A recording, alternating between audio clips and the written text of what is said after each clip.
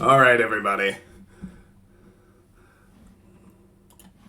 Hold on, I need to convince it to play in the other window. I think that did it. Good. Can everybody see me? Can everybody hear me? Can you see it compiling shaders?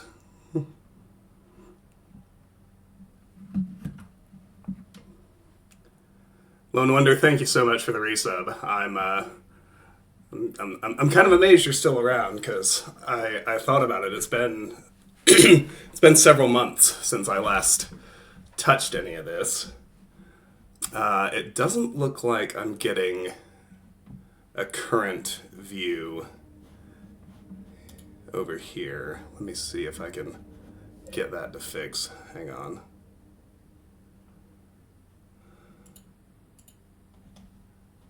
Okay, well that updated it at least.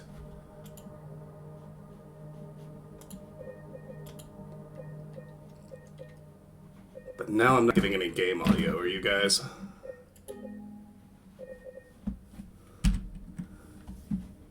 Let me try restarting it. Well, I appreciate that very much. So I'm gonna try to get the stream up and running properly. But while I'm playing around with that, it really wants to be on the opposite monitor of where I want it.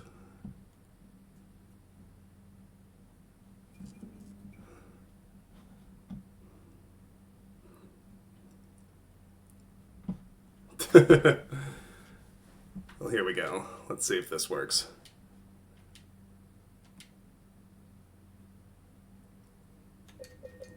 Nope.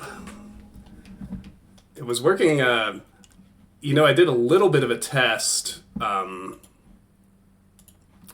before I started Streamlabs, and it was working fine, so let me play around with it for a second. Yeah, the audio output is working fine because it captured the music earlier. Maybe I need to play around with the settings.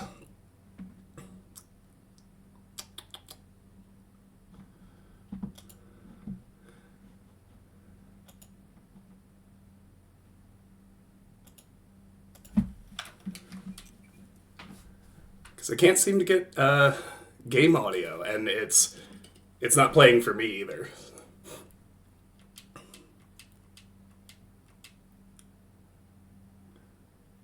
Yeah, it does that weird little jump, and then there's still nothing.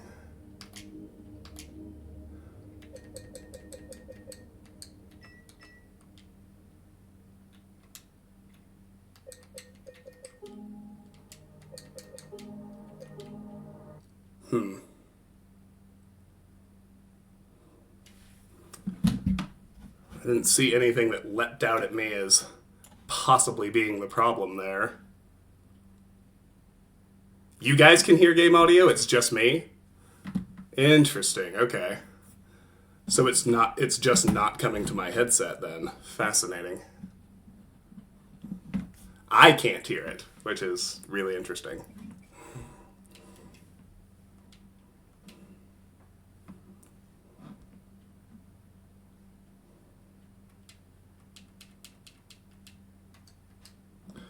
Maybe I just need to try restarting my headset then.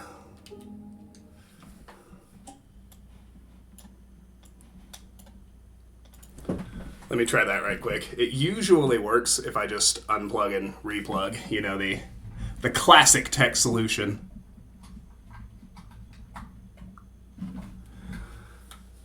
But it kind of does it with a variety of games, so it could be it's actually a speaker settings problem.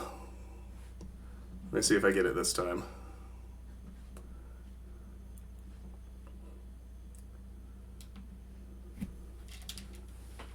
This isn't going to be a 10-hour haul or anything. It'll be like 2 or 3 hours tonight, but... Ah, there, I hear it. Good. And the video and audio are coming through for you guys. All right, we're in good shape. Hi, guys. It's good to be back. So I mentioned in the Discord when the game first released that I was not gonna stream or record or otherwise share my first playthrough because anyone who's been around for a while knows that this game really means a lot to me. And I kind of wanted to just keep that first playthrough personal and to myself. And so I've actually done 2 playthroughs already, so this will be my third. But we're gonna go through the whole game, find all the collectibles, 100% it like I usually do. I can't vouch to what the pace is going to be. Life's busy these days. It's good, but it's busy. I think you'll notice I'm in a different spot again. I have since last I streamed. I've moved. I'm actually back in the house I was in before I was in that last apartment. I had a reconciliation with my former partner, so I'm back in that house, and things are really, really good.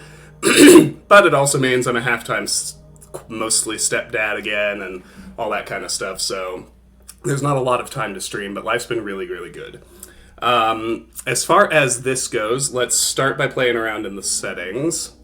So, starting on gameplay, because I bought the deluxe edition, I have the Pyramid Head Pizza Box mask. Obviously, we're not going to use that. For the interface preset, I think the default is just fine. So, the default shows tutorials and tips during gameplay. It's got a toned down version of the interaction icons, but they're there. Ammo displays dynamic. Subtitles names are on. No QTE icons, which I like, and loading screen hints are off. So, dynamic reticle visibility on the HUD, normal reticle thickness, the low health vignette, the splatter vignette. I'm going to leave these on. Some people find the low health vignette in particular annoying, but I find it's just a helpful cue, especially because if you know this game very well, you know that which ending you get actually has a lot to do with how well you manage your health. So, to properly 100% it will require 3 playthroughs. You could do it in less, but for convenience's sake, I think that's how we'll roll.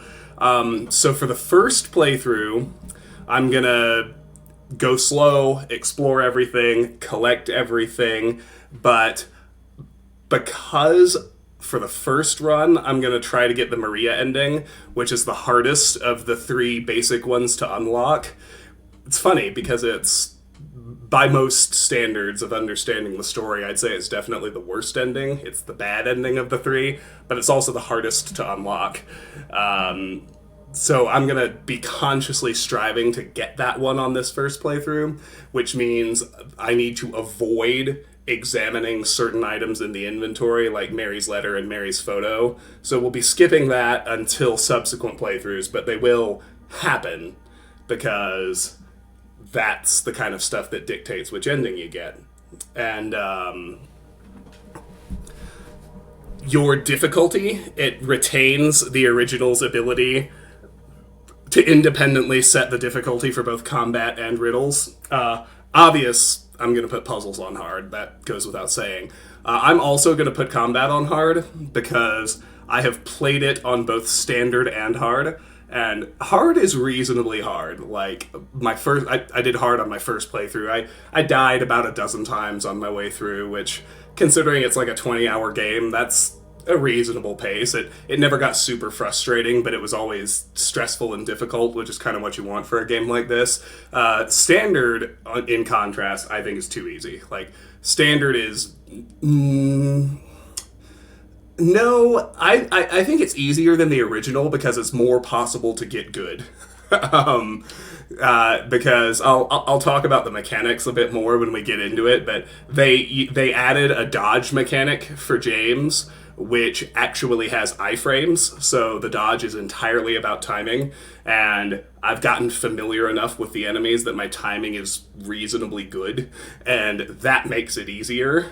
That said, in terms of like number of enemies and emphasis on combat, it's significantly harder. So it's kind of a mixed bag, but I kind of like that you can get good, but it still has really like retro survival horror mechanics. Like, there's absolutely no health regeneration. None.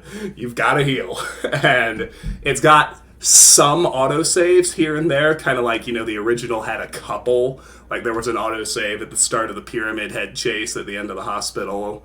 And it has more autosaves, but mostly you have to rely on actually saving at save points. Like, it's a very, very faithful remake. And in case you haven't clued into this already, like, I'm not going to be avoiding spoilers.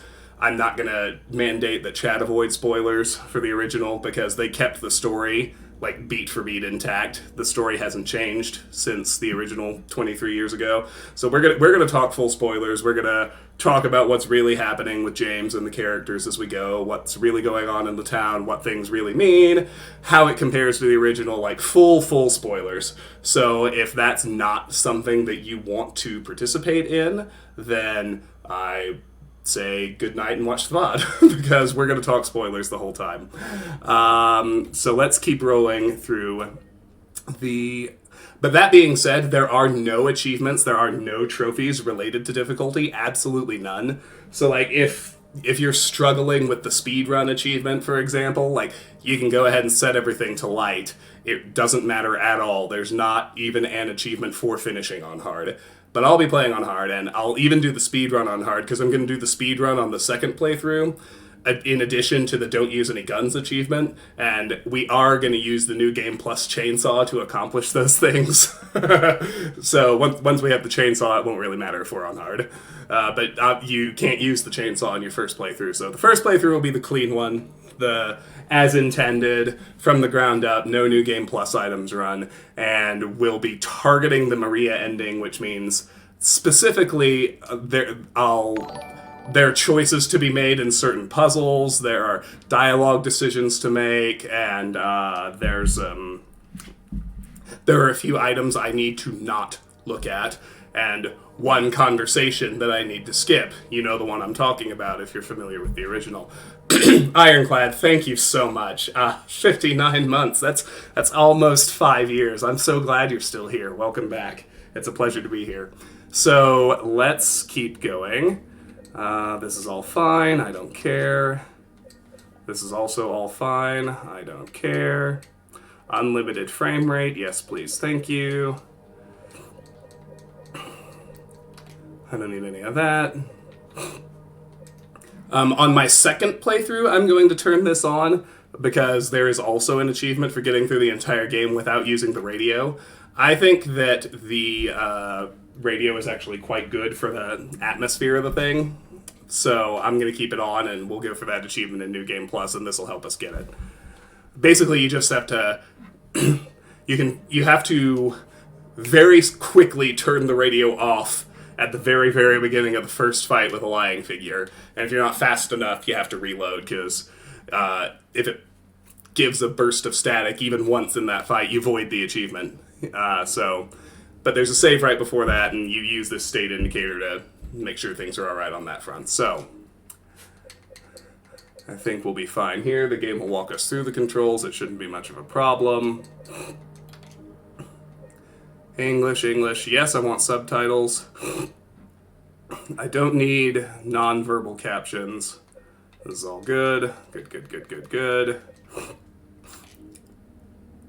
And I don't need to mess around with accessibility. So we'll hit new game. No, DLF, I think they actually came out the same year. Morrowind came out in 2002. One year older than Morrowind. Because Silent Hill 2 came out in 2001. I played it when I was 16. I was a huge fan of the first game. And at the time, dumb teenager that I was, I thought Silent Hill 2 was a major downgrade because I was too youthful, too innocent, too dumb to understand it. But as an adult, it's a legendary work of art. It's just an absolute masterpiece. And I'm really glad to be playing it again because the remake, I'll talk about it more when we get to like specific points to compare, but it's so nice.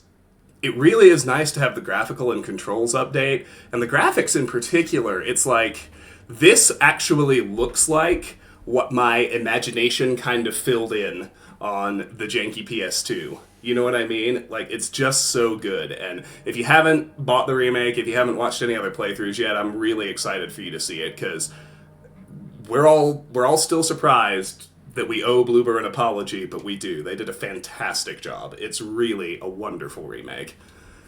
So combat chat. So it says the default settings best represent the vision behind Silent Hill 2. See the settings below for a more fine-grained control of the gameplay. So we'll put combat challenge on hard. Governs the difficulty of combat. Remember that this option can be adjusted later in the settings menu. One of my 3 overhead light bulbs just flickered out. That's appropriate. And I will also say, as wonderful and ultimately tragic and sad as the story is, the game is also really, really scary. Bloober has expanded the dungeons. They've expanded pretty much every section of the game. They've expanded the boss fights. Like, everything is really... But everything fits. It doesn't ever feel bloated. It doesn't ever feel like the pacing is off. And, you know, I've been open in past streams about the fact that, you know, I have... I suffer from mental illness, specifically clinical depression, and I've got good control over it right now. Like, I'm in a really good place, but it's something I'm very familiar with. And this game just... And it's not only that one. Like, I've heard from people... I've read reviews of people with bipolar disorder. I've read accounts of people with PTSD who have survived sexual assault who have played this game, who identify with Angela, and there's just a really universal consensus that this game is both a respectful and accurate portrayal of what it's like to be in it. It's not literally like that, of course, but it's exactly how it feels, and that's kind of what's so wonderful about the story they tell. Hi, Karis, it's great to see you. So, obviously we're going to put the puzzles on hard. That should go without saying. But note that puzzle difficulty settings affect the content of the game and cannot be changed mid-playthrough. So if we're ever struggle bussing, we can turn this down if it becomes an absolute necessity. And puzzles being on hard, well, I just think that goes without saying anyway.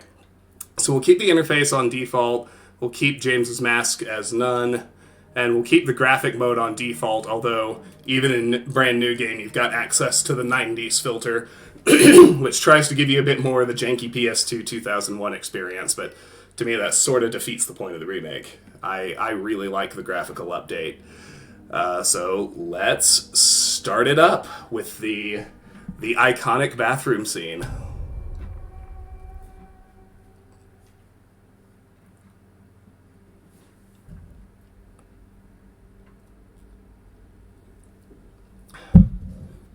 Things are really good, Karis. I'm in a good place.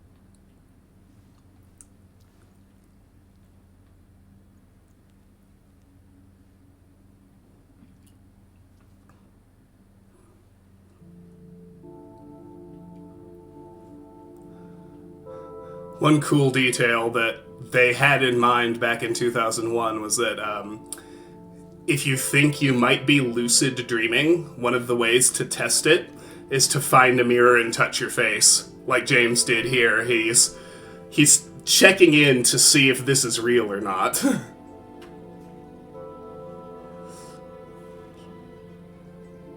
Luke Roberts does an incredible job. It's an amazing performance from start to finish. Mary. Could you really be in this town?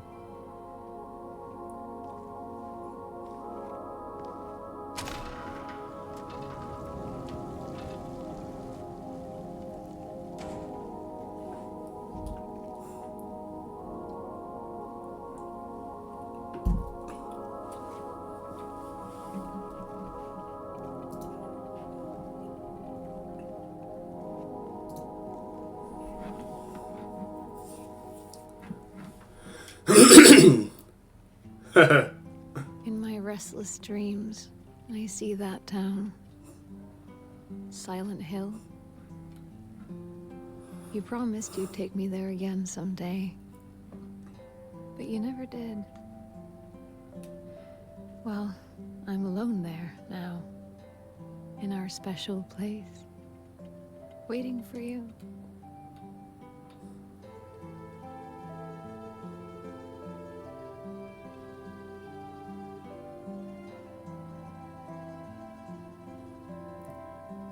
Hi, Shiny. Hi, Nyron.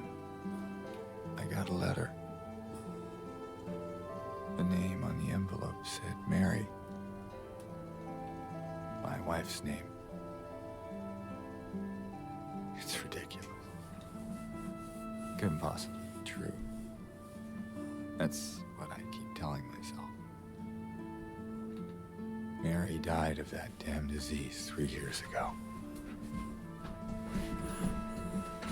So then why am I looking for her? Our special place. What could she mean? This whole town was our special place. Could Mary really be here? Is she really alive? Waiting for me?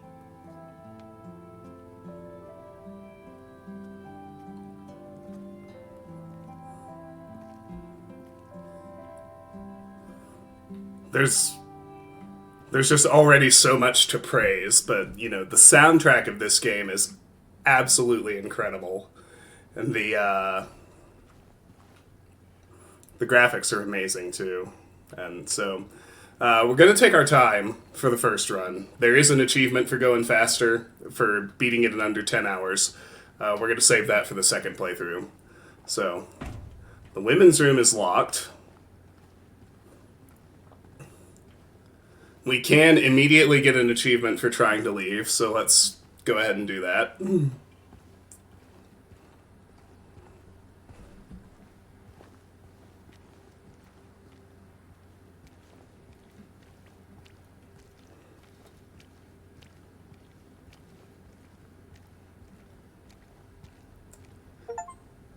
No turning back now. Try to leave Silent Hill in the observation deck area.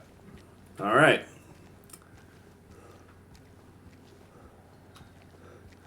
So we can go back into the men's room, though.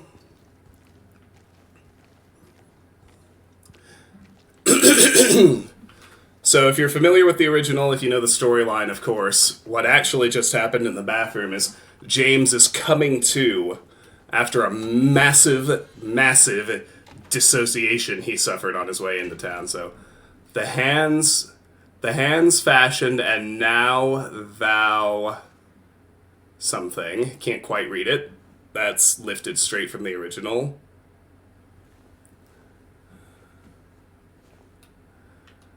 As is that little drawing. In New Game Plus, just like the original, you'll find the blue gem in this bathroom stall, which is what you use to get the UFO ending. Or, I don't know if it's actually there. It might be somewhere else. I have not done a New Game Plus run yet. It'll be my first crack at that. So one thing that Bloober did, you have to work pretty hard, but if you position the camera just right, you can even sort of make it out through the back windshield. There's something in the back seat covered with a blanket. So they took what the devs said they imagined was canon in the original, and they made it real. You can see something covered with a blanket in the back seat. But so we've got our map of South Vale. We're here on the observation deck. We'll go through the graveyard, through Silent Hill Ranch, and on into town, same way we did 23 years ago.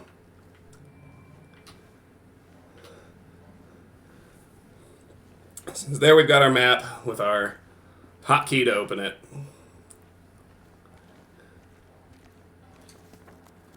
And you can see he updates it in real time. He's already squiggled through the road out of town saying we can't go that way.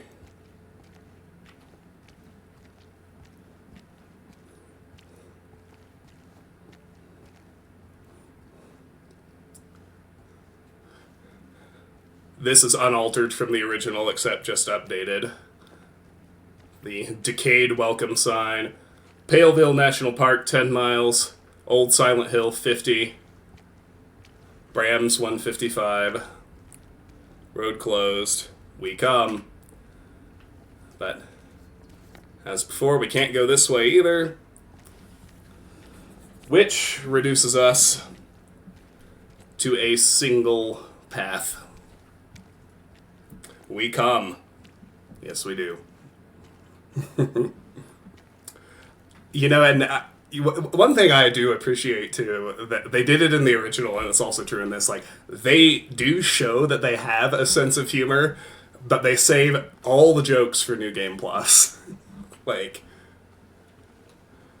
the original is, the first run is just pretty unrelentingly bleak. It starts bad and just gets worse and worse and worse and worse and worse all the way to the end.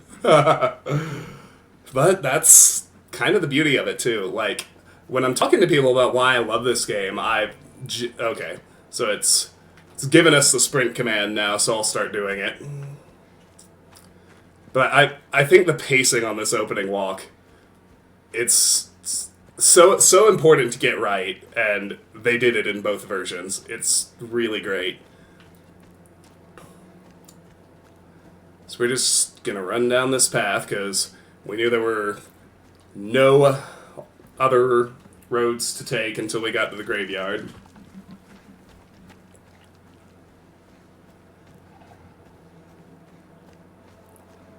Still hear things growling.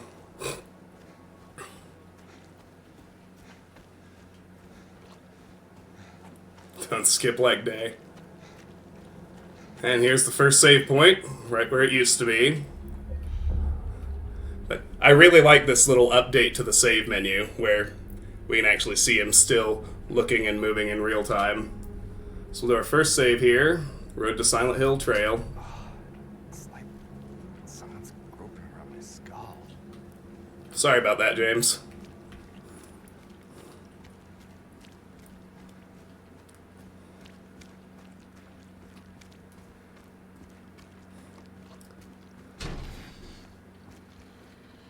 Enter Angela.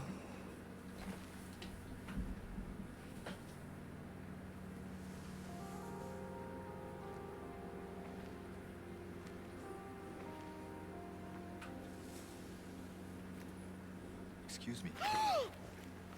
I'm sorry. I was just... Hey, it's okay. I didn't mean to scare you. Angela's actress does a spectacular job, too. Lost? Yeah.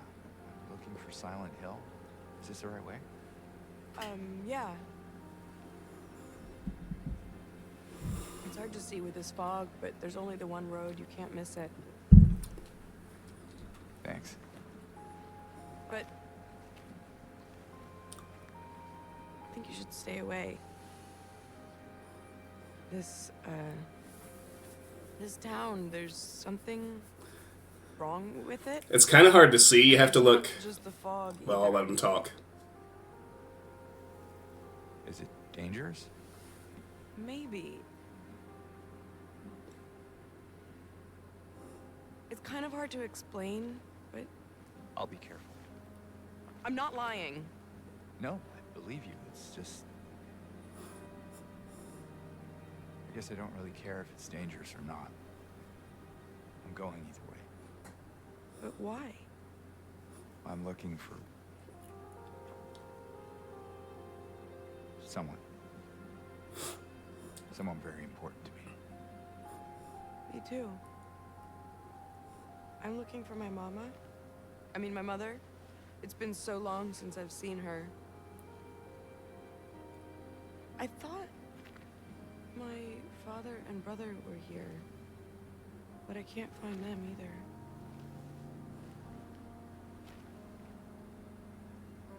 I'm sorry, it's not your problem.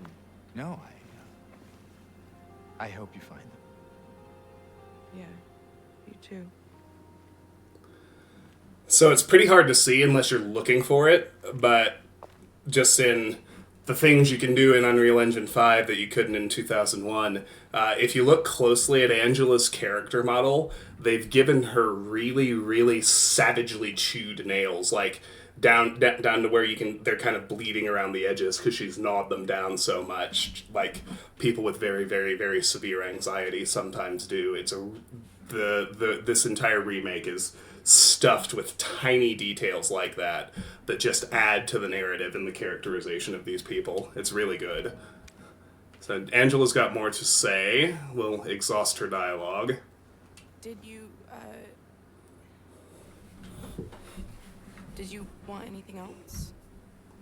No, it's just this fog.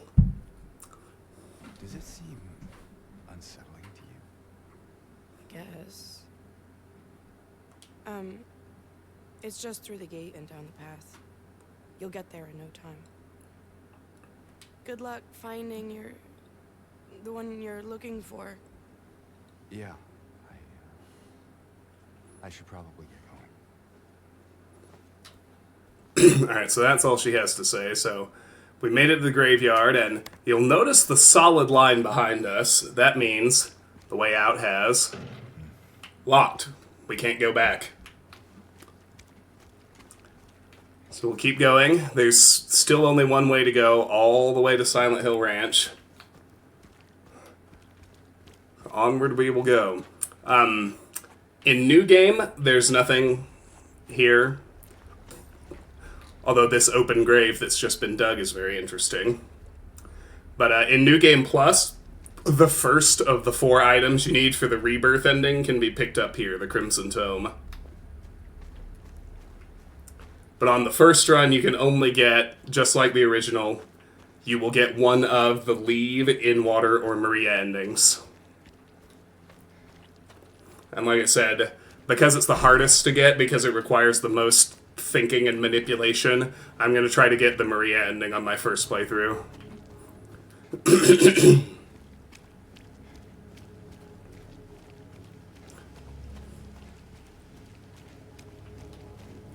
So you'll remember in this is the first big deviation. In the original, we went around Silent Hill Ranch. The remake has us go through it instead. You can see the scarecrow out there behind the corn.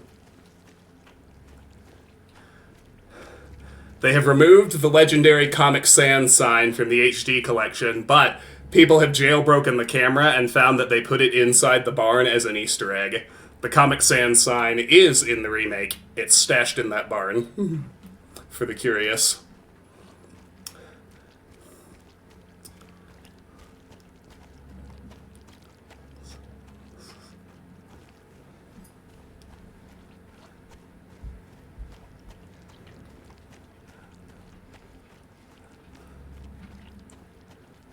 Next we have a lumber mill.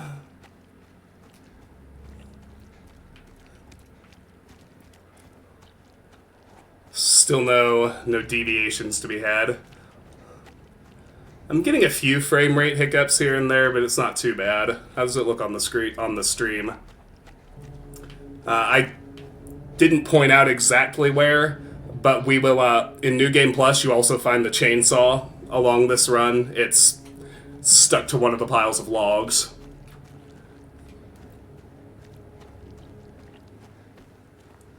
There's an ad for Pete's Bolorama. 9 rod from here. Alright. We need a key. This is all new. Best auto parts. Locked. So one thing that's really cool is virtually all of the notes in the game, they are readable in engine. Like, we can read this without hitting the read button, but I'm gonna read it because I'm not certain whether it, like, tracks as read if you don't do it. But went to town to get the window fixed. Spare keys in the drawer.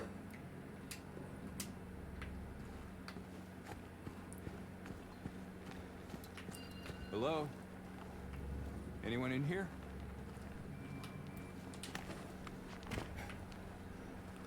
So, you know, they've added a lot of modern gaming mechanical conventions, like that window hop, the over-the-shoulder camera.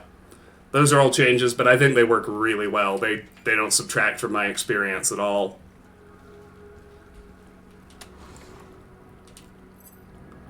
So we've got the auto parts key.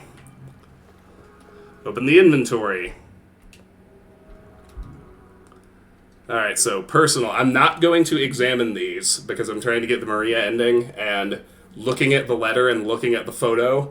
It's interesting, though, how it tallies, because if you look at them, I don't know the exact numbers, but, you know, if you look at them, but you do it a low, like, non-obsessive number of times, like you look at them once or twice, that tilts the scale toward the leave ending. If you look at them too many times, it starts to tilt you toward in water. The only thing that tilts you toward Maria is if you never look at them at all. So that's where we're going to do this run. So we've got a key, but we can still read the descriptions. I just can't read or investigate. So Mary's letter, that's definitely Mary's handwriting. Photo of Mary, a photo from when she was still healthy. Auto parts key, a key found in the workshop Best Auto Parts.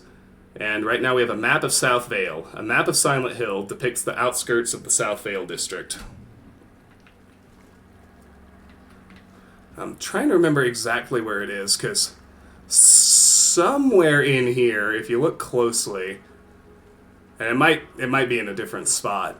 People have been trying to date this game for a while, and in one of these places, I guess it's not this one, it must be a different garage, so I'll hold on to that until I actually see it. But anyway, so now we can manually unlock the door from this side. And we have the key we need to get through here. So that is the autosave button.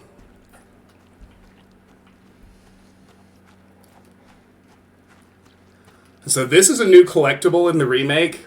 This should look very familiar to anyone who played the first game. In the original, this was where you found the radio, you fought the first monster, and got your first weapon all at once. The remake is littered with these callbacks, where there was a key item or event in the original. It's called Glimpses of the Past, and there's an achievement for finding them all in a single run.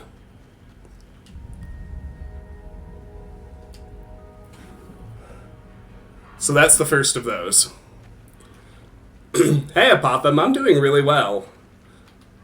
Happy to be streaming. I love this game. How are you? Now let's have a look at the map again.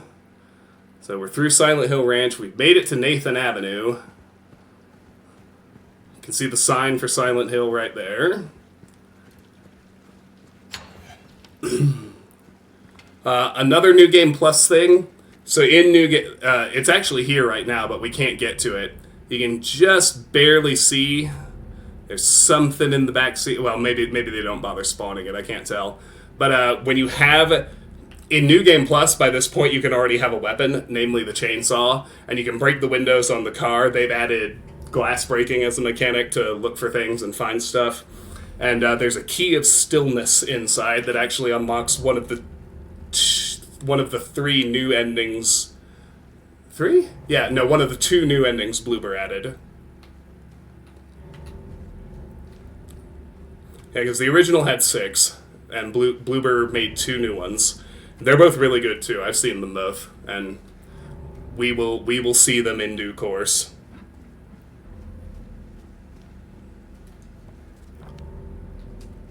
So now we're on Wiltsey Road. This, I don't know, like, just look at the water, like, pouring out of the drain pipes and hitting the ground. The graphics are just amazing.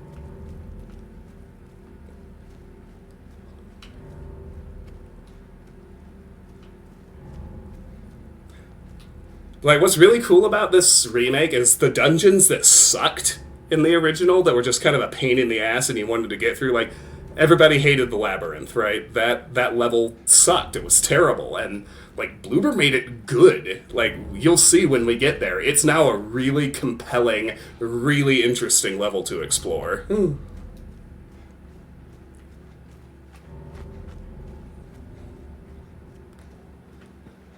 So I'm going to try to fill the map. I'm kind of going to try to do everything I can. You know, as so we see another blockage there, but we've almost gotten to Sanders Street.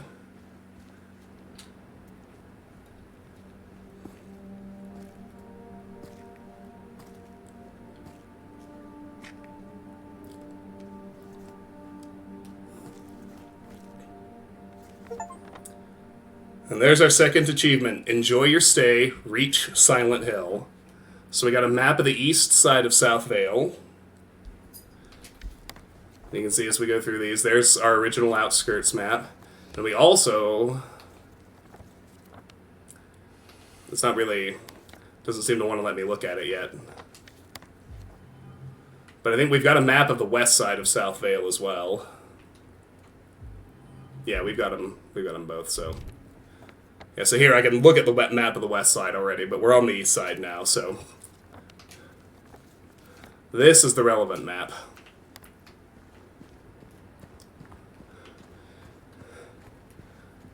So for completion's sake, we'll try to explore these streets. One other thing about this, I probably still won't fight everything, but Bluebird eliminated, except in a couple of instances, specific instances, which I'll note when we get to them, there aren't infinite enemies anymore. There's always a cap. So we'll bear that in mind. It's actually possible to clear most areas now. With a caveat that we can also discuss when it happens, but they had nothing to do that way. But they have significantly added to what we're able to explore. Here's one case in point. The flower shop. We're inside now. We couldn't do that in the original.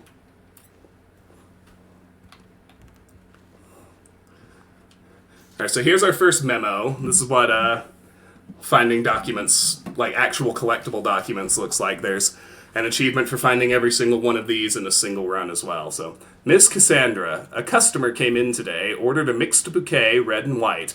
I tried to explain it's bad luck, but he couldn't decide on just one. He seemed a bit off, looked at me like I wasn't even there. Then he just left, said he'd be back to pick them up later. I just wanted to let you know, since I might be gone by then. And all the documents are two-sided. Some will have things on the back, that one did not. But there's the flower shop message.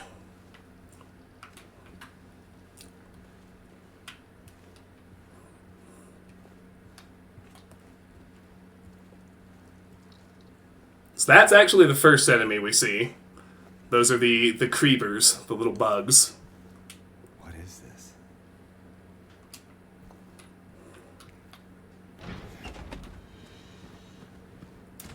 So you're going to see me being very thorough, and that's because thoroughness is really rewarded in terms of ammo and pickups. And on hard mode, we're actually going to need most of what we're able to get our hands on.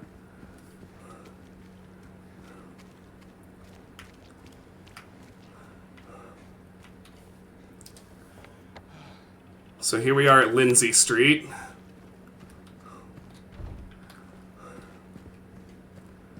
Got plenty to check out over here.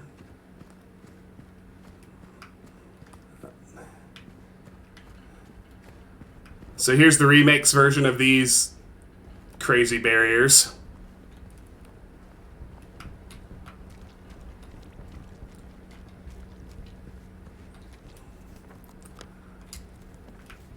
And James has marked that we can't go that way.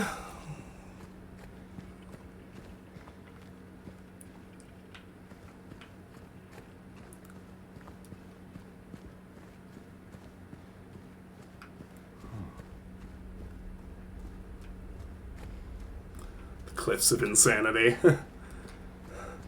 There's Gonzalez Mexican Restaurant. Can't get in there, unfortunately. Let's see, he even X's it out, which the the preservation of the level of detail on Silent Hill maps is something I really appreciate.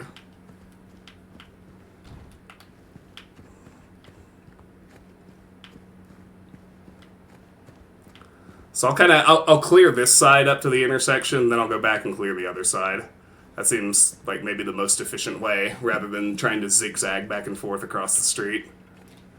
But it's time for this scene.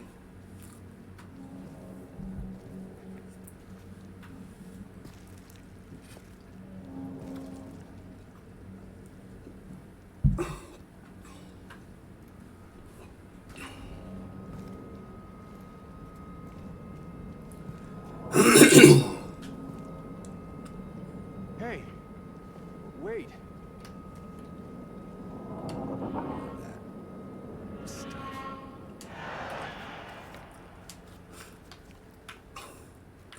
Okay, so we've made it to the Cat Street intersection. He's a little ahead of me. James has already marked that it's blocked, even though I haven't been able to check it yet. I guess, yeah, we can see the barrier. So same thing here. Let's jog back and check all the buildings on this side of the street.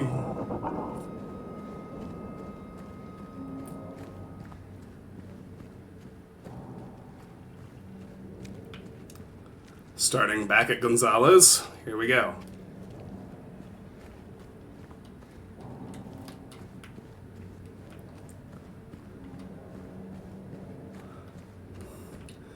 In the original, James sort of had a stamina limit. He could do a fast sprint for about 10 seconds, and then if you kept running, he wouldn't slow down to a walk, but he'd switch to a slower run, and he'd have to stay in that until you gave him a few seconds to catch his breath. They've gotten rid of that mechanic in this one. You're basically just always able to sprint, but you, unlike the original, as you take damage, if James is hurt, you start to move significantly more slowly, and the lower your health, the worse it gets.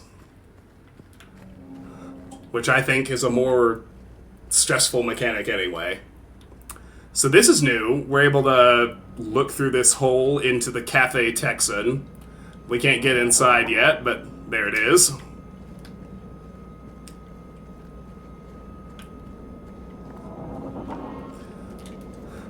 So we'll keep going north for now, and we'll stay here on the west side of the street.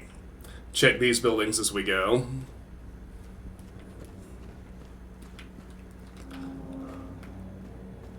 Not much to find just yet, but it's more about forming and maintaining the habit, and I do also want to completely fill in the map. That's there's not an achievement for it or anything, but it's something I care about. So this is not actually a memo, but we can read this. Remains of something swamp. The somethingers of land surround this monument was originally a swamp, but was later filled. It was once nicknamed Blood Swamp because the used to wash the tools after shins poured. Perhaps it is for that reason that many claim to have in the area.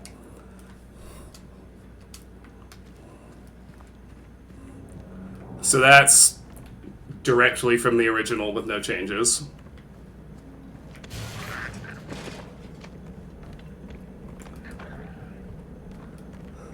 So this is different. We can see that it headed that way, so we'll do that last.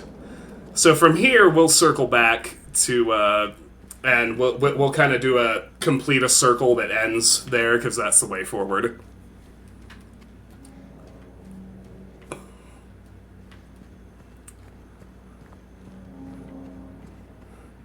So then we'll check this side of Cat's Street.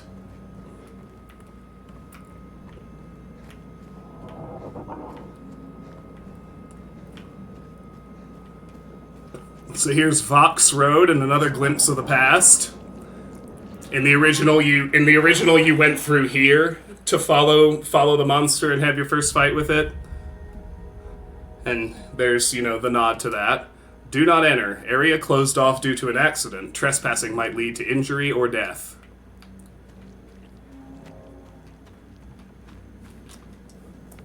So that marks off Vox Road.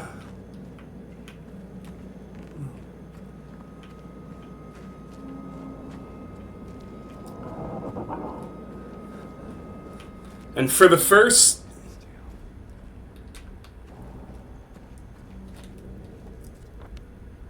he hasn't... he hasn't marked that yet, which is odd. Obviously, we can't go this way. But then we'll kind of circle back to the one opening we do have to go forward, which, of course, is the one the monster went through.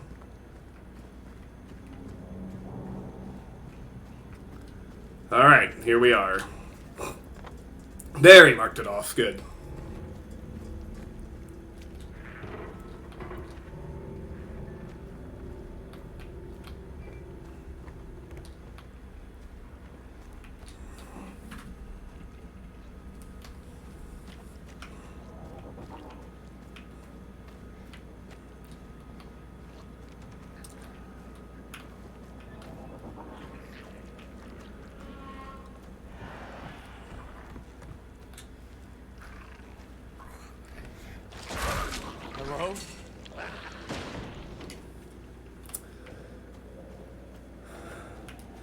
And immediately, at about this point, is when we will begin to notice James's shocking lack of an instinct for self-preservation. And you think that about a lot of horror protagonists, but of course, if you know the story of this game, it actually makes a lot of sense in James's case. I love how... The thing I love most... Look around to find objects marked by white cloth. Those are objects or traversals you can interact with. What's so good about Silent Hill 2 is every single thing in it serves the narrative. So that white cloth marks a hole we can crawl through. So here we go.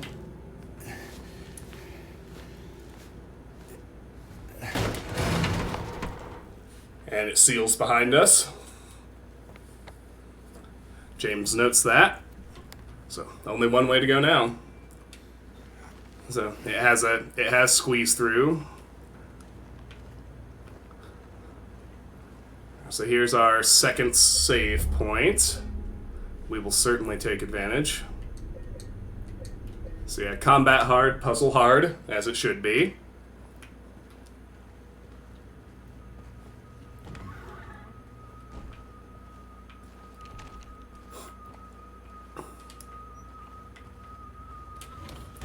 And they put in this drawer and cabinet searching too, so we'll need to be thorough with that. Here's our first health drink. Press Y for an instant heal of the... So let's have a look at it. Restores vitality by providing nourishment. Mildly effective. So we can look at our memos in our inventory, and here we can see all the maps we've collected as well. Hi, Incognito. Yes, it has been a while. But I'm happy to be here, and I'm happy to be playing this awesome, awesome game.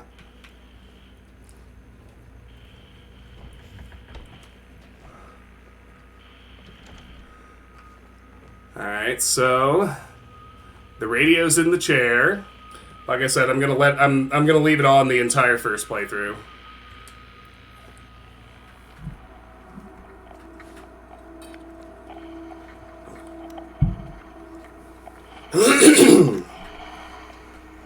Here's our first lying figure. Look at the updated model. It's good. It's effective.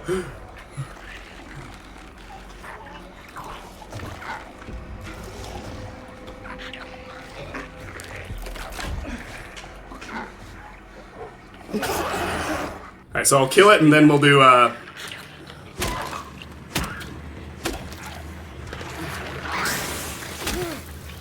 then I'll talk about combat in the remake.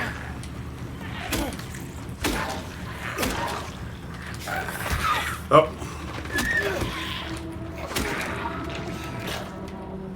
I almost got through unscathed. So they added the dodge mechanic, and the dodge actually has iframes. So if you can learn the timing, dodging's just a matter of you can avoid every attack in the game if you master dodge timing, because it's an iframe dodge mechanic just like Dark Souls. Is this what I saw in the fog? Whatever it is, it's not human. So you can see by the blood on James's coat, that's a marker that we did take a hit, but it's not enough damage to use a health drink yet. We'd be wasting some of the available healing. When we get to... There are 3 levels of the low health vignette, and invariably it will hit all 3, so I'll talk about them as we hit them. But the first level, where the red border just appears, that's when you want to pop a health drink, because that's when 1 health drink will heal you back to full. A health drink would be a waste right now, so we're just going to keep going.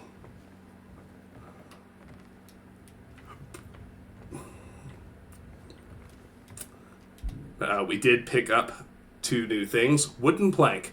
A wooden plank studded with nails, an improvised weapon. And radio. A small portable radio. Emits static when monsters are nearby.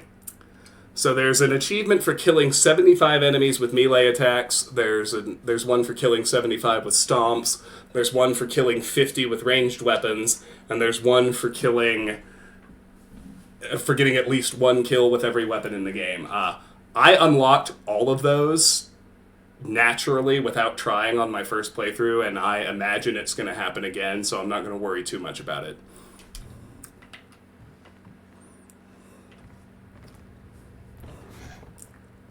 And like I said, in my first New Game Plus run, that's when I'm going to go for the no radio, no guns speed run, kind of the challenge achievements.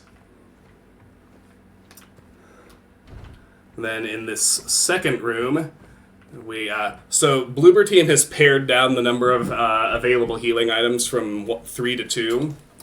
It's now just health drinks and these syringes. What's neat is they're both hotkeyed. You hold Y to use a syringe, and a syringe is a full heal from any amount of damage, so I try to only use syringes if I'm in critical condition. So we will hold on to that as well. And like I mentioned earlier, now that we have a weapon, we can do this. They've added a glass breaking mechanic. And here's another classic scene. Remade.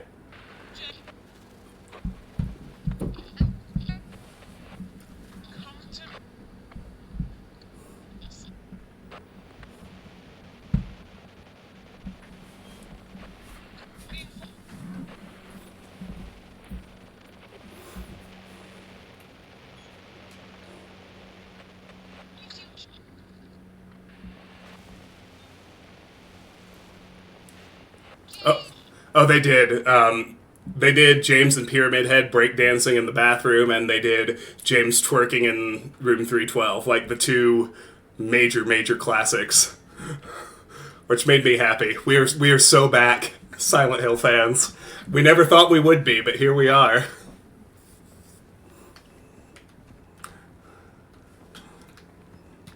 Where are you, Mary?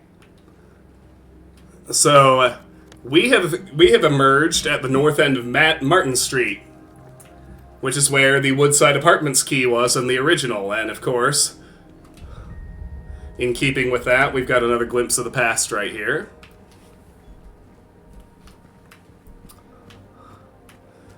And so, immediately, we should start breaking every window, because there are items everywhere. Check all the car seats. Everything you can find, because, look, already there's a health drink.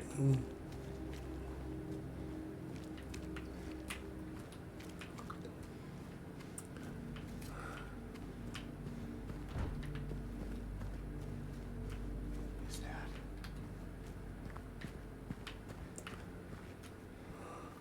Check around a little, and then Neely's Bar.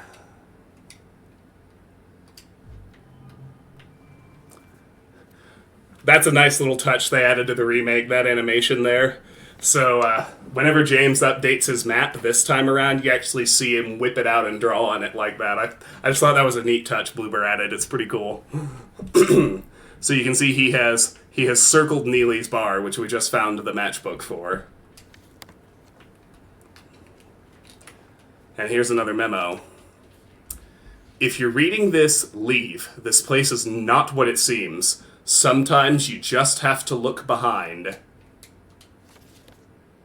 Run away, run away, run away, run away, run away, run away, run away, run away, run away, run away, run away, run away, run away, run away, run away.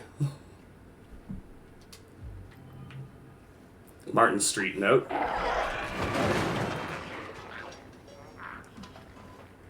And then, of course, it does that, and of course there's nothing there. Of course there is. Silent Hill 2 is not very big on jump scares. It's more just consistently oppressive. But that makes the few that they do put in all the more effective.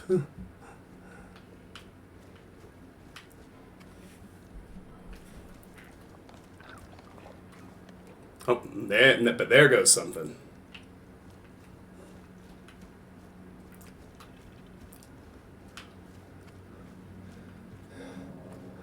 Alright, so here we get another opportunity to save.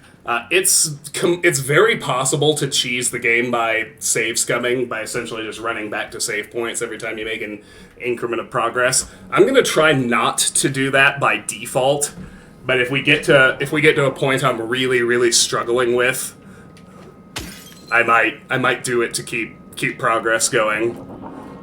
But for now, we'll just make a new save here. Eastern South Vale, Martin Street.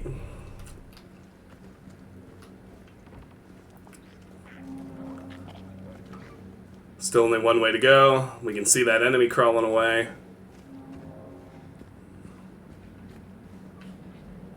Can hear it over there.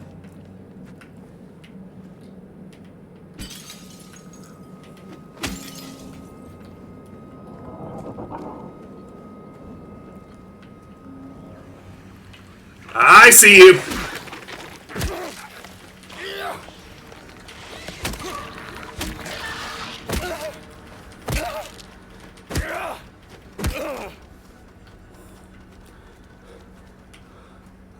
It's hard to articulate exactly. I love how desperate James sounds when he's fighting in this game. It's really atmospheric. It totally gives the impression I think they were going for. So we're over here.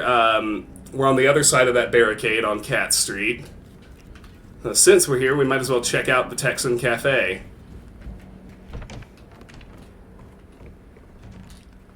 Still can't open the front door.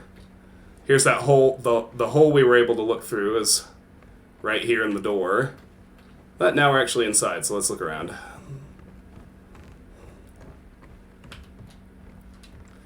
Spill the beans over an honest cup of coffee. Enjoy the moment. Enjoy the memories. If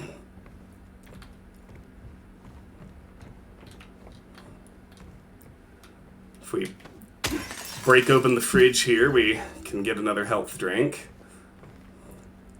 We look at the register. So we can interact with two things, the key and the cash drawer. Cash does nothing now. Perhaps if we turn the key.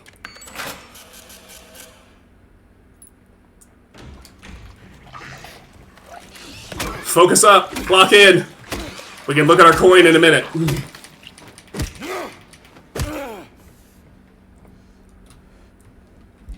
Alright, so from inside the cash drawer, we found a Neely's Bar coin. A coin with Neely's Bar logo. And we haven't looked at the syringe yet. Restores vitality by relieving pain, highly effective. Okay, so you're eventually pointed here because that's an item we ultimately need to progress, but if you're thorough, you can find it right away, and it instead serves as another thing that routes you to Neely's.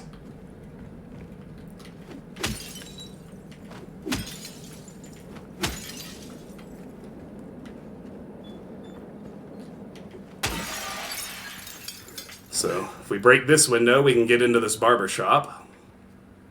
None of this was in the original. This is sort of how they expanded it. They just made so many more areas explorable. I saw him again, or at least I think so. He says he didn't, but I don't know anymore. I'm tired, can't find it, doesn't matter. That scraping noise again.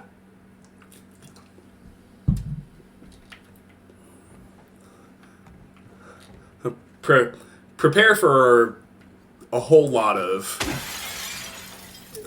cryptic, ominous notes like that.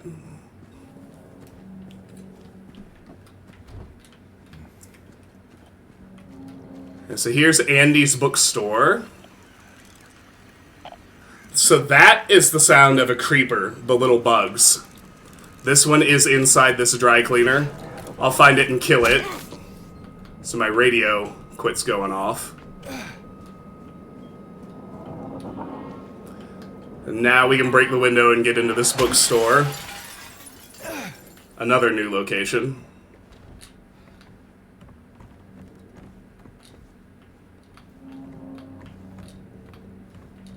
The sound is just incredible.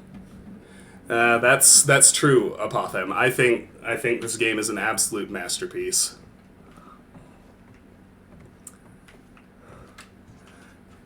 And I think I think it's an artistic masterpiece. I say that a lot, but people ask what I like about Silent Hill 2 because when I talk about it, it's not actually fun. There's very little that is pleasant or conventionally enjoyable about it, but it's still really, really compelling. And the analogy I give to people is people have a lot of people still have this kind of assumption that video games are supposed to be fun, but that's not an assumption we have about movies or books or paintings or any other kind of artistic medium. There's nothing pleasant or fun about a movie like Zone of Interest or Schindler's List, but they're still super compelling. And I think Silent Hill 2 is a very similar kind of work in the medium of video games. Research. Silent Hill. In March of 1965, the town of Silent Hill was visited by the Maine Psychical Research Association. So we have confirmation now that canonically Silent Hill is in Maine. A nod to Stephen King, I think. After thorough examination, a team of expert dowsers from the association concluded the area surrounding the now historic Wiltsey coal mine to be highly active. They also expressed their hopes for further research and exploration of the gorge. Those hopes, however, were never fulfilled due to the location being restricted as a historic nature preserve, as declared by the Silent Hill Historical Society. Additionally, the idea was met with resistance from the local community, which claimed that the nature of the association's research would hinder tourist activity in the area. Questioning the credibility of our research and hiding behind day trippers seems like an excuse to prevent us from seeing what's really out there, commented one of the researchers. Unfortunately, none of the local representatives were available to comment on the matter. Editor's note. At the time of publishing, there exists no evidence supporting credibility of radiesthesia or proving effectiveness of any dowsing methods. Opinions expressed in the article do not reflect the author's views.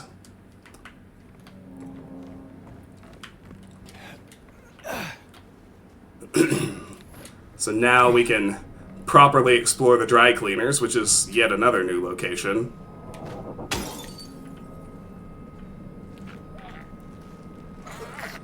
Look at that spawn.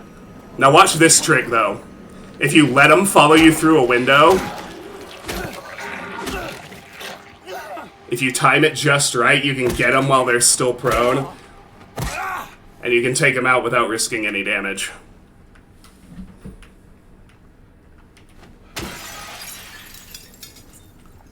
So this is yet another new location that wasn't in the original. We've got what looks like a white shirt soaked in blood, stuffed into the washing machine.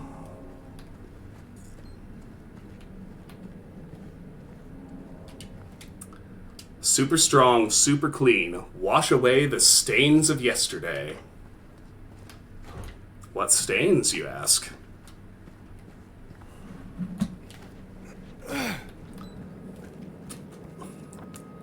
Okay, so we've kind of done a circle around that alleyway.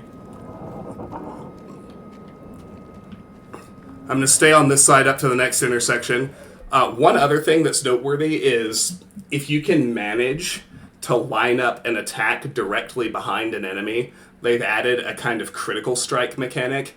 If you'll know it if you get it, because James does a different animation. He kind of two-hands the plank and does this big overhead swing above his head. So it's usually possible to get it on enemies that are out in the open like this if you just take a second to try and run around and get behind them. So I'm going to see if I can manage it on this one.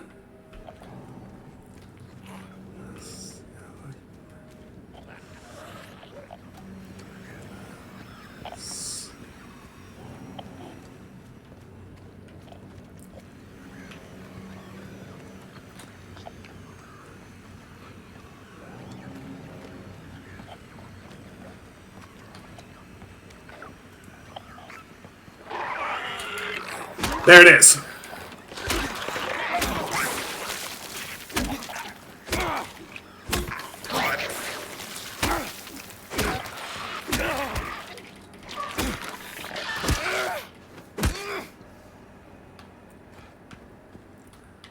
There we go.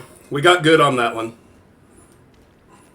So I'm going to try most of the time to get all the lying figures with just melee weapons. The other enemies are significantly stronger, more dangerous, harder to kill with just melee, and I want to save my ammo for them, the mannequins and the nurses, and a few new additions that you'll see when we find them.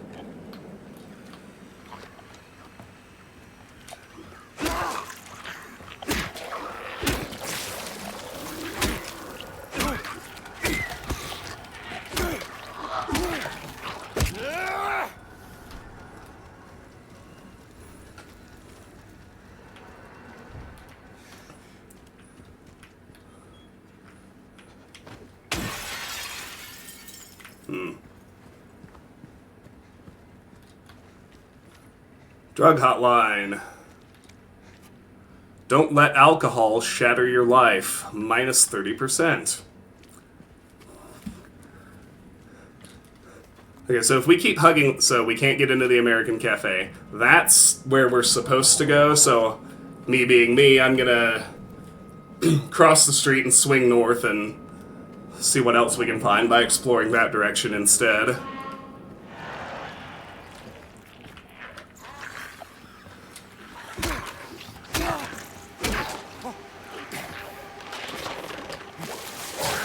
So, I mentioned there was an exception to the... Oh, damn. That went badly. Okay, so we're all the way down to not quite critical, but low health. So we went through the first level of the vignette where the red border appears. That's, at that point, 1 health drink is a full heal. But then that cross appears in the bottom right, that's level 2. When we're really critical, when 1 more hit will kill us no matter what, that cross will be flashing. But at this point, we need a syringe to fully heal, so let's just go ahead and use one. And specific enemies will literally respawn like that. I didn't catch it in time because I forgot where I put it down, but you kind of heard it. I don't even know what to call that noise, but you heard it sort of activating for a few seconds before it got up. If you can get to the body in time, you can kill it while it's still down and it'll stay down, but otherwise it pops back up and it's a brand new fight. But it uses the existing corpse like that. It doesn't just bring in new enemies like the original would. Alright, so let's check out this side of the street.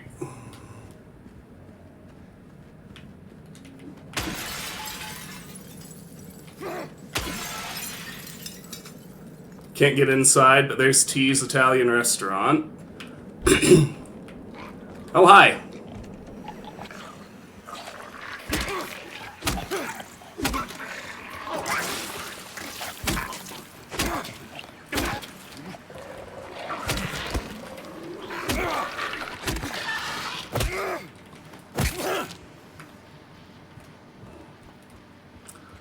You can tell I was a little caught off guard by that door actually opening. Yeah, I forgot there were 2 entrances. So we are inside Big J's restaurant. That's another new location in the remake. You couldn't get in here in the original. Let's look around. There's another health drink.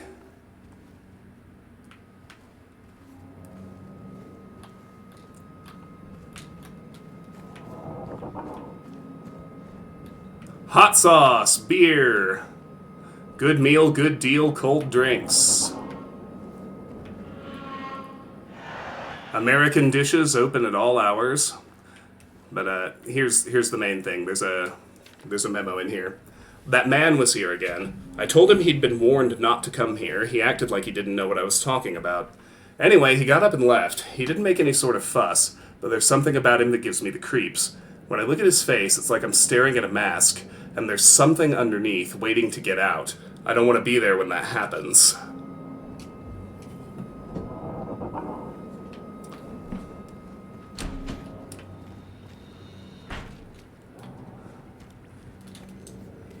Alright, so we're still at this intersection. Let's head north.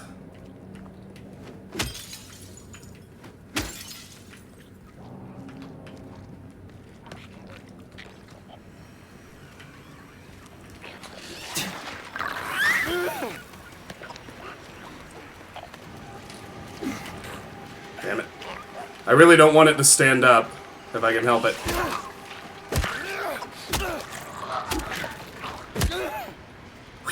Alright, good. So there you can see it finally actually gave us the tip. You can smash windows to find passages and additional equipment.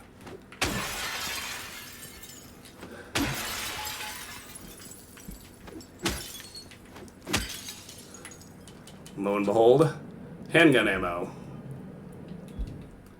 That's new. Ammunition for the handgun.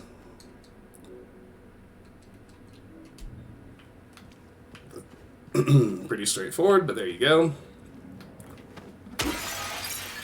Burgers. That sounds excellent. Alright, lock in. There's another one.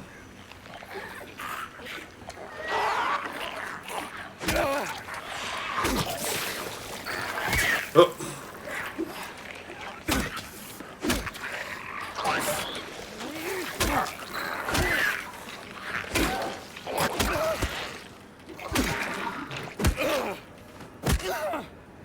Alright, so it's obviously not ideal to have taken those hits, but this gives me an opportunity to show you. This is the damage level where you want to pop a health drink.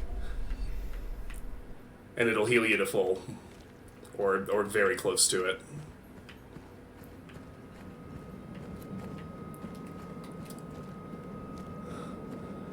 We can check out this alleyway back here. Kill a creeper. Or two.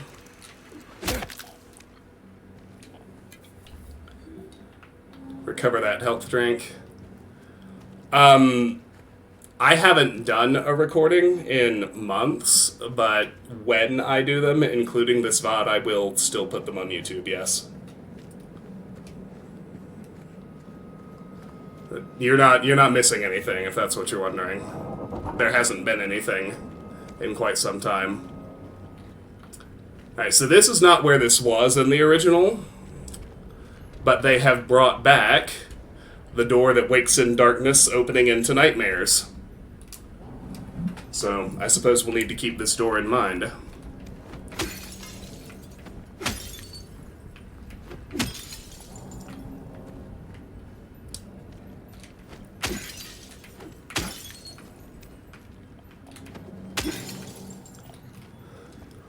So now we have arrived at groovy music. I love groovy music, if you want to read the entire thing. Even as we approach the door, our radio comes to life. But we can cheese these guys a bit. There are two of them. But they won't come through glass. So if we hold up, they'll slither through here. And we can... Well, I didn't think he could break the glass with this spray. Shows what I know.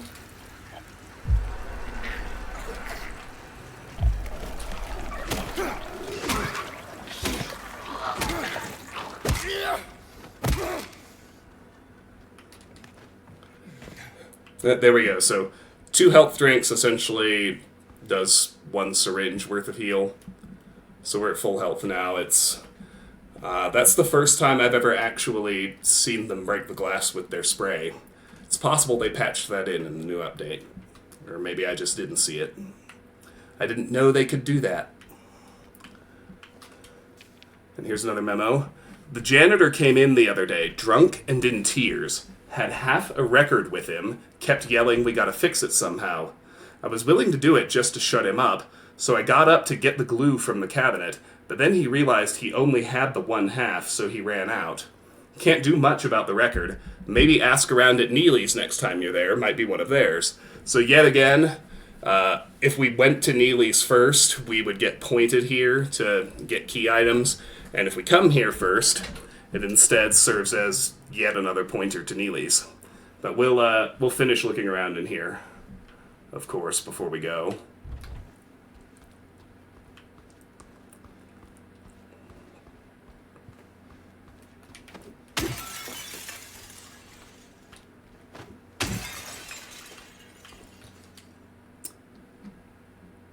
Face the music, find the melody of your dreams, and kick up your heels.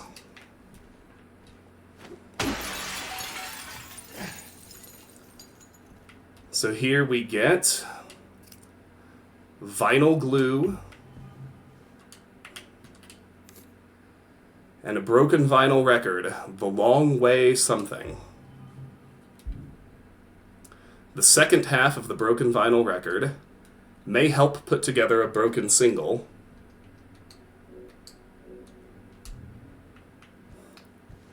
Yeah, right? That's right. The game is pretty generous with supplies. I'm not too worried. There's another health drink.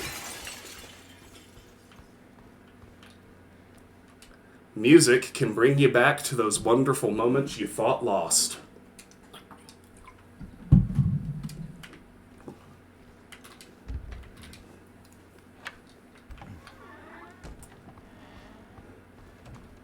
All right, moving right along.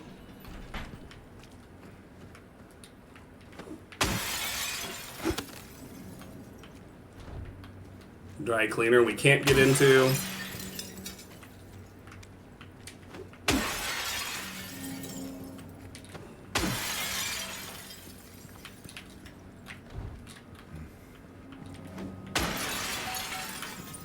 No quiet cocktails for us.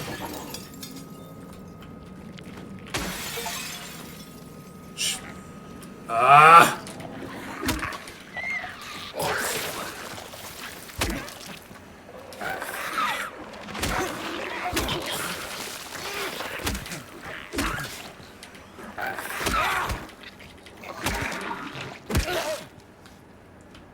Still didn't quite get to it in time.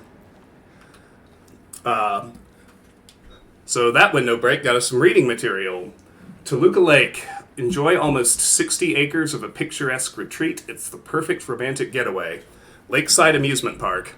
Spend a magical evening with Robbie the Rabbit, Kathy the Kitty, Huey the Horse, and Dawn the Duck. Fun times await. Lighthouse. Take in the view, let it take your breath away. Old Silent Hill. Venture off the beaten path and discover the hidden gems of Silent Hill, such as the beautifully preserved Balkan Church. And yes, we just got the achievement Shattered for breaking 50 windows. Hi, Sauna. Good to see you. Welcome back.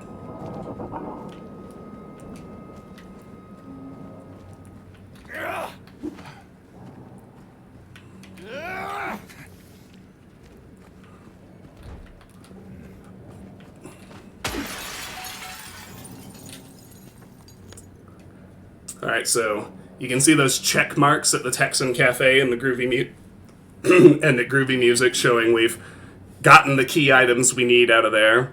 You'll see we're headed toward the Woodside and Blue Creek apartments. Just like the original, the apartment building is the first major dungeon after the town level dungeon, whatever you want to call it, so to speak, after the first big open town section. We've got more work to do before we can unlock it, so we'll head over here now to pick up items and explore it and that kind of stuff, because when it's actually time to go in, we'll be under significantly more pressure. You'll see what I mean.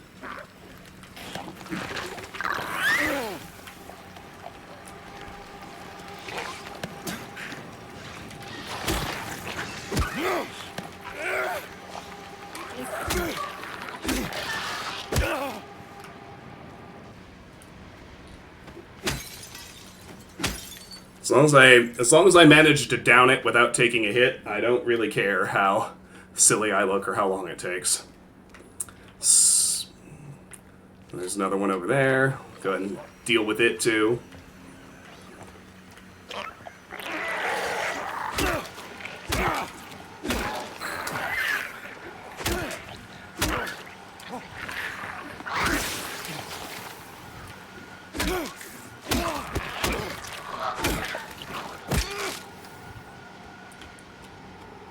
Okay.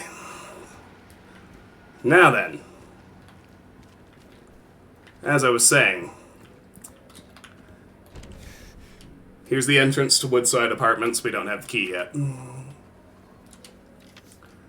Texan Cafe. We gotta leave. Meet me there. So there's our pointer to the Texan Cafe, where we found the where we found the Neely's bar coin that we still haven't used. You might remember the canned juice garbage chute puzzle from the original, pretty infamous. This is where you originally collected the old man coin, so we get another glimpse of the past here. And we're also going to get the first iteration of another new collectible type. A little bit this direction, but still really at the front entrance to the apartments. They had added these strange photos, and there's an achievement for finding all of them in a single run as well. So many people here, and it's a photograph of the front of the apartment building. And if we flip it over, there's a number on the back, 1.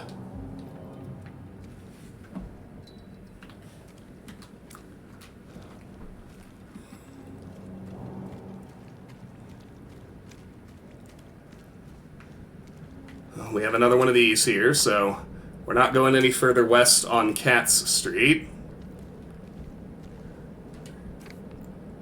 What are they? I shouldn't go through. I don't know why. I won't. They don't stink, but it feels like they do. No smell at all. And it's gonna come to life. So whenever one of the other enemies is reactivating, that's what it's like if you do get to them in time. You can put them right back down and stop the respawn from happening, essentially. And now if we... You might notice this one is sticking out a little. And if we peek behind it, we can see the original door that wakes in darkness opening into nightmares. But it has been moved to the north edge of the map.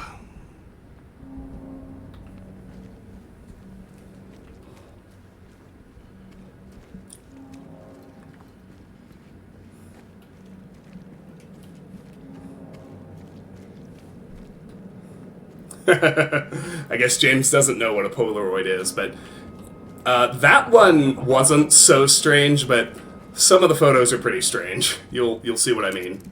There's another creeper.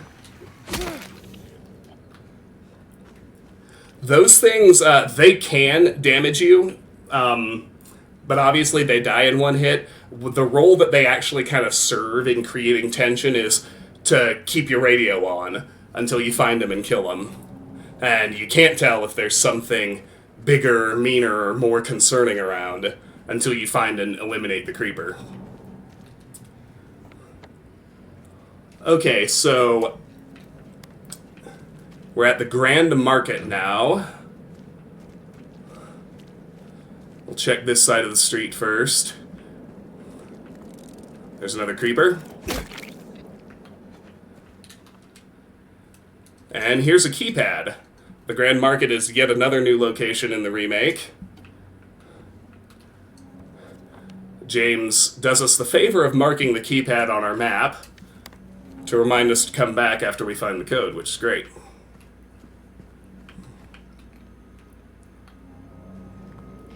I think there's one under this car.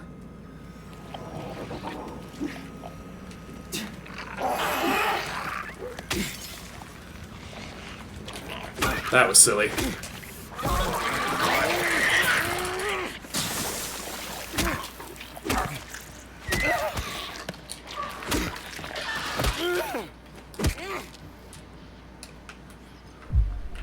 Even sillier than I thought, but we'll pop a health drink. Because I'm trying to get the Maria ending, I'm generally going to try to keep James in good health, because I don't want that to track me toward the in-water ending on my first run.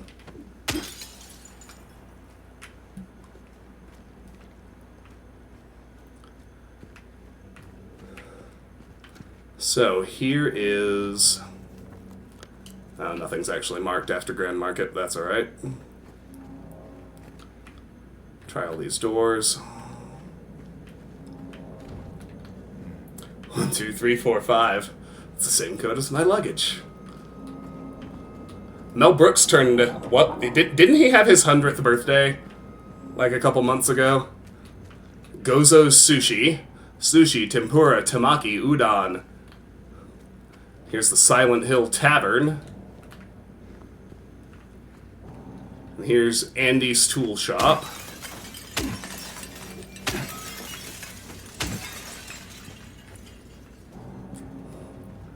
And then we're reaching the intersection, and I'm not gonna actively avoid Neely's Bar because I know where the other key items are, and we're gonna end up exploring everything. So for now, let's clear this side of the street. Just make sure we've checked everything out. Silent Hill Auto Parts.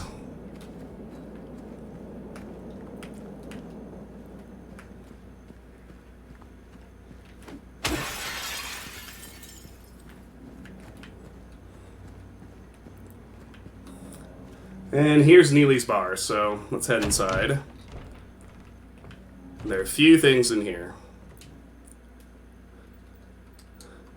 None of these are the key to this door. Here's another memo. I don't know what got into him. He just started smashing the thing. Had to throw him out. He ran off, cried he'd fix everything. I gathered up what I could, still haven't found one of the buttons. Half the record is still lodged inside, but the other part's missing. Figure he must have taken it. Come to think of it, he did run towards Groovy. Anyway, maybe go check up on him, see if he's alright. He lives over at Saul by the pharmacy, apartment 9.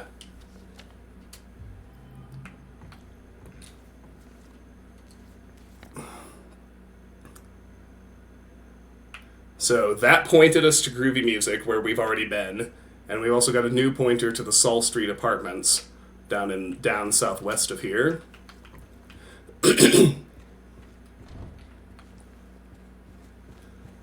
Fans of the original remember this, it's still here. There was a hole here, it's gone now. And here is a brand new puzzle that they added to this section of the game.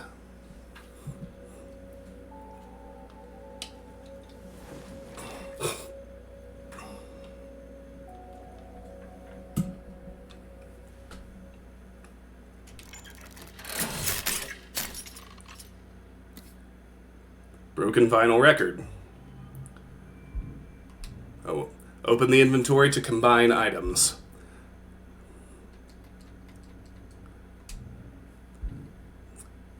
One of these strange photos I found.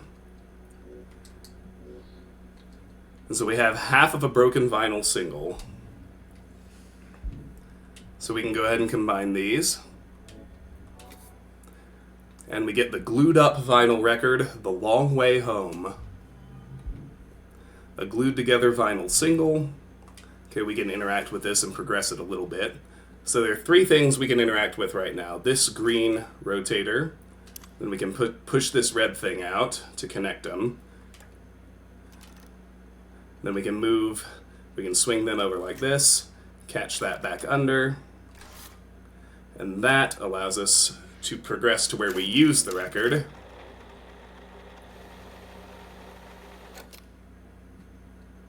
So it's in slot C2, but that button is missing. We have the pointer for it, so we're gonna find that over in the new location, the Saul Street Apartments. Let's save before we head out.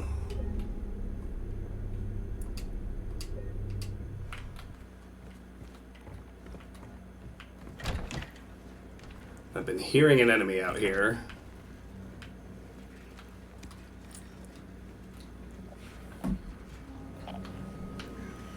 There it is.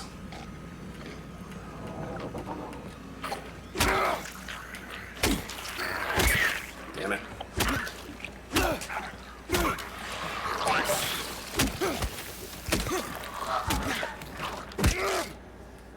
Alright.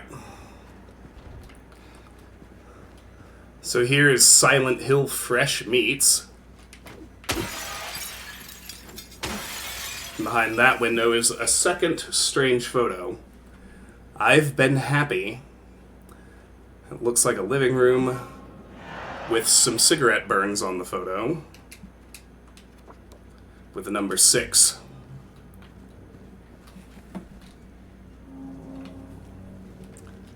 Alright, so before heading to before heading down to Saul Street, we'll head east on Sanders. Couldn't he just use his pen to push the recessed button?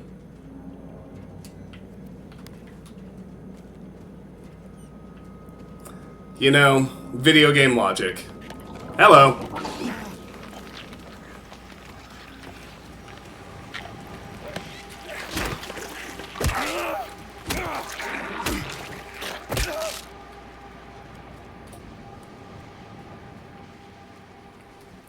Here's the Silent Hill post office.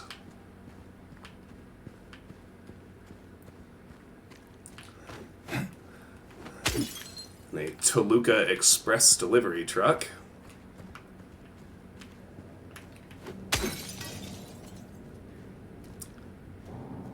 Fashion envelopes.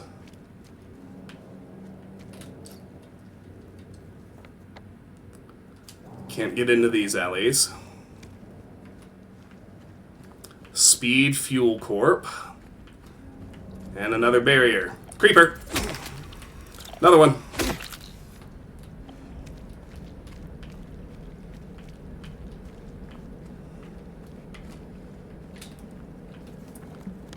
Alright, so here's some new stuff.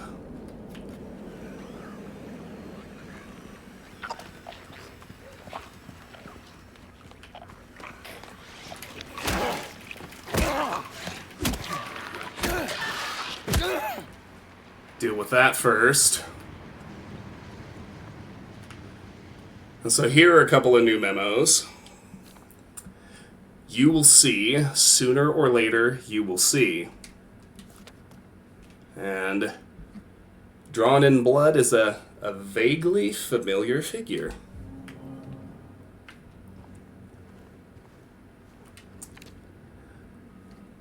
Code note.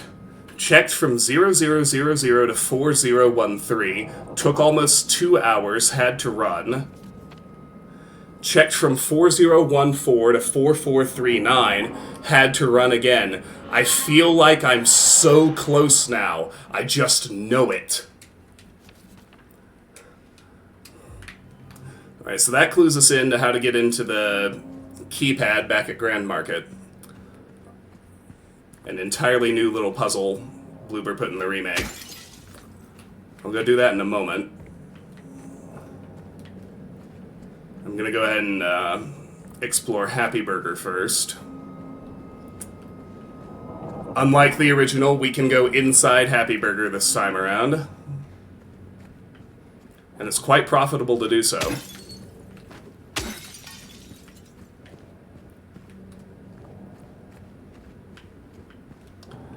Little details like that, like the can just rolling away ever so slowly.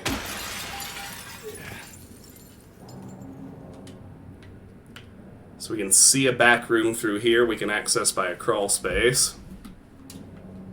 Hamburgers, the cornerstone of any nutritious breakfast. That is going to come to life, of course. They always do. Don't they? Feel the craving? You just can't help it? Go for it. Happy Burger. What you need is what you get. On the run, grab something to go.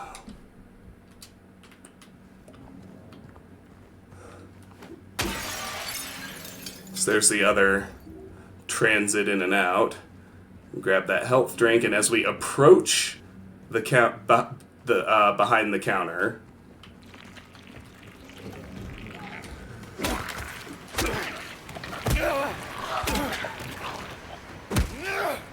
I was able to stop that one getting up, and then that one walks in from the kitchen.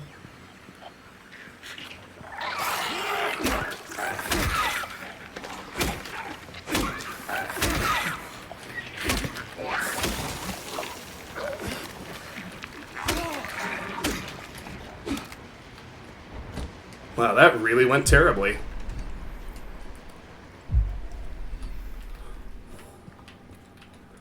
I net lost a health drink. But not to worry, because there's a syringe in here, so it's still worth it.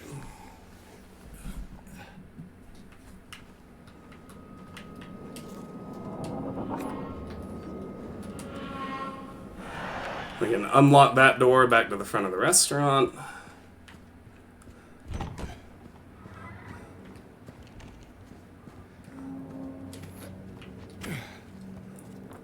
Before proceeding down Saul Street, we'll check out the Grand Market.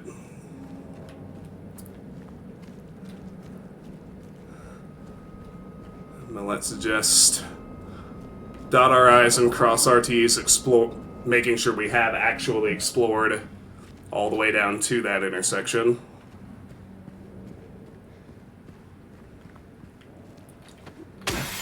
Yeah, almost all of the little things in this game are exactly right.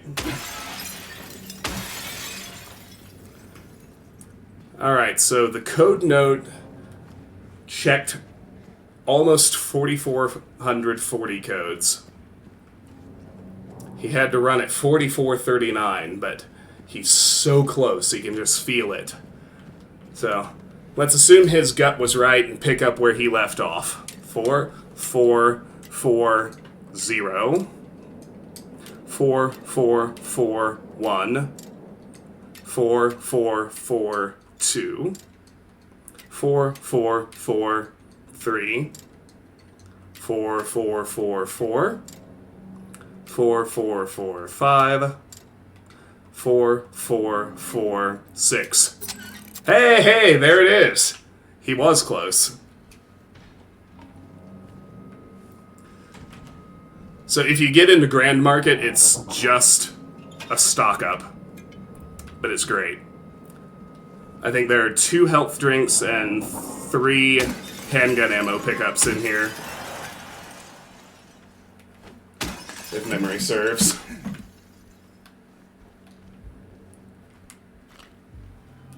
It might be inverted. We'll see. There's a handgun ammo. Ah, but wonder that code is in the game. I won't spoil where. I'll let you squee when you see it.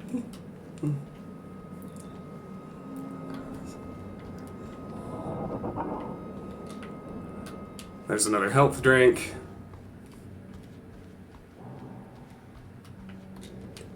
There's another health drink. And we can unlock the main door from here. Oh, it's 3 of each. Yeah, there's another handgun clip.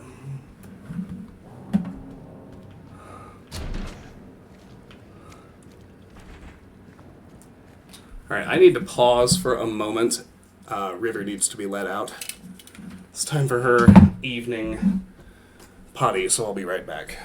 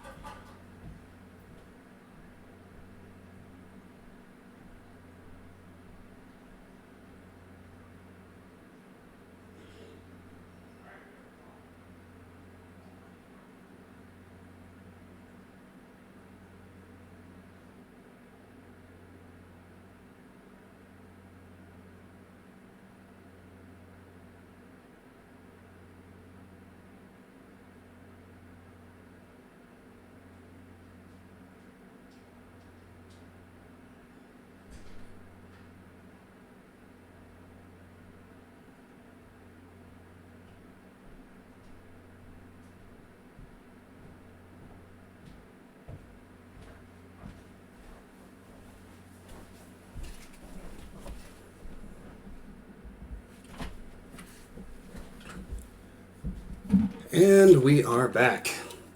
Actually, let me get myself a drink of the non-caffeinated variety. Then I'll really be back.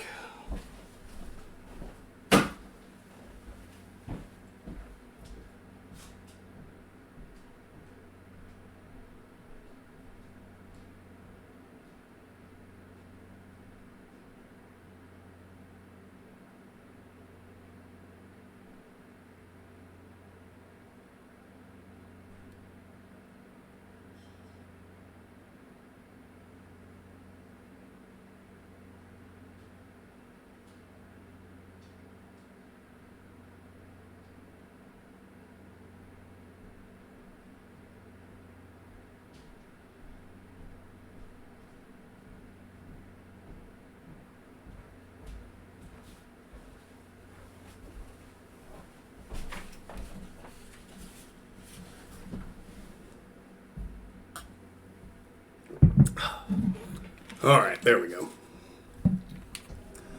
Back to it.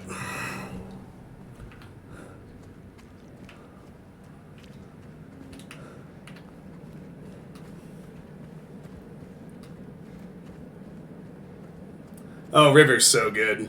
She's really, really happy to be back at the farm. I think her preferred spot to be on the entire planet is in the corner of our backyard where she can see the road, she can see the house and feel like she's tracking all of us. She can see the chickens out in the chicken yard, and she can see all the goats in all the goat yard. Keep track of everybody she's supposed to look after.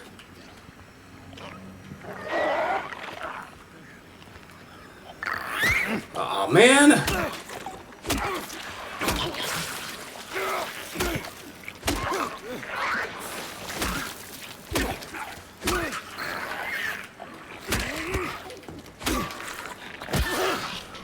I just need to do a better job really focusing on their animations.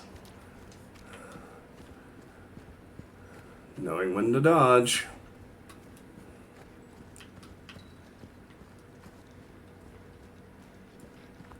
There's another one over there.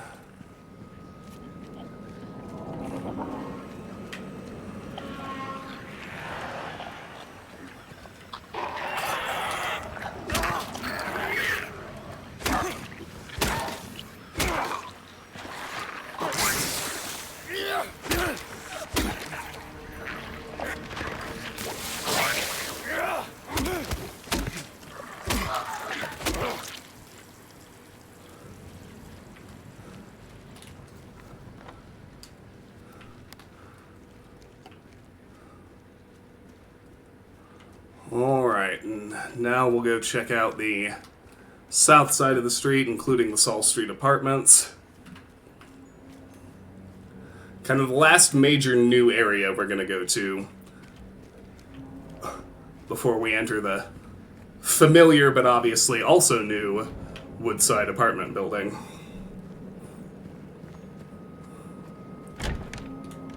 Alright, so we can go ahead and do the Saul Street apartments. There's another little familiar area to explore down at the end of the street, but we can do that after we're done here. Focus. There's a creeper. Get rid of it.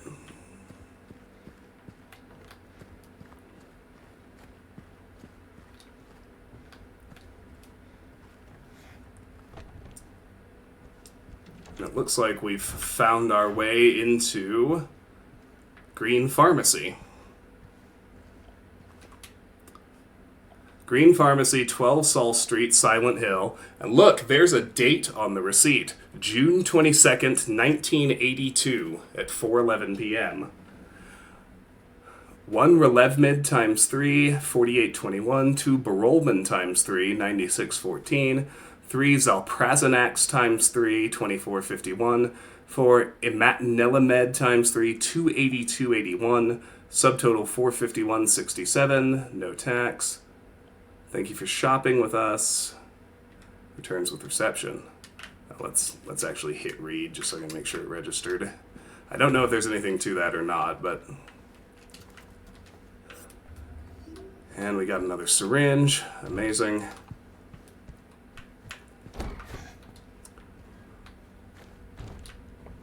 Here's apartment 3. Locked. Something up the stairs. Let's deal with it, but then I want to explore the floor I'm on. Here's a map of the Saul Street apartments. 3 floors. 1 through 3 in the office here, 4 through 8 on the second floor, and 9 and 10 on the top floor. So remember, the note in Neely's said that the guy who broke the jukebox lives in apartment 9 on the top floor. Let's explore down here first. Apartment 2 is locked. We can get in here. So that's the first time we've done that, so yes, cabinet pushing is a thing.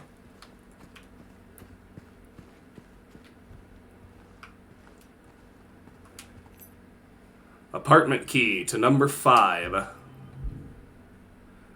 A key found in the tenement house on Saul Street seems to open one of the apartments.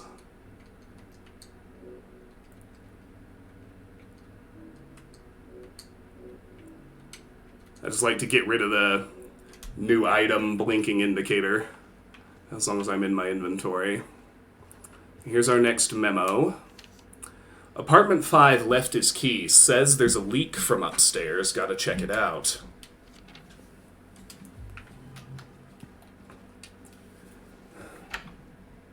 We can unlock the store to get back out, and we can head up to the second floor.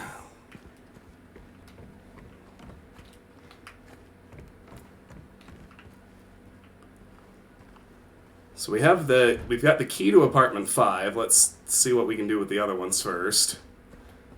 6 is locked. 7 is locked. And, come on. 8 is locked. But there's an open crawl space that gets us into 7.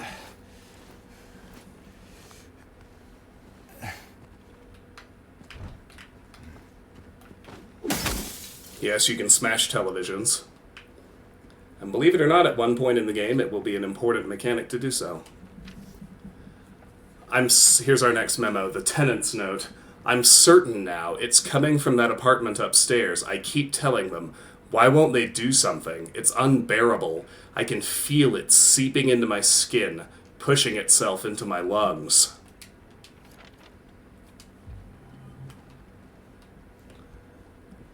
That sounds horrifying. So we can unlock the normal door to get back in and out of 7. Here's apartment 4, locked. Cave in there. If we try to go straight to the 3rd floor, the stairway has collapsed.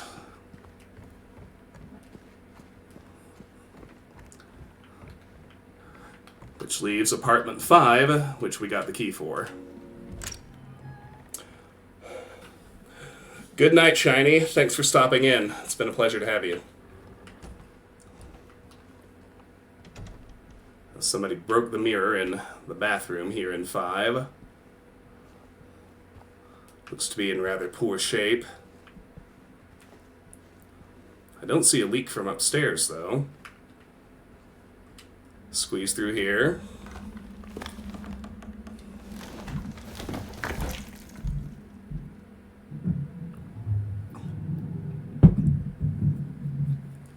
So as we move into apartment 4, we hear someone moving in the apartments up above us.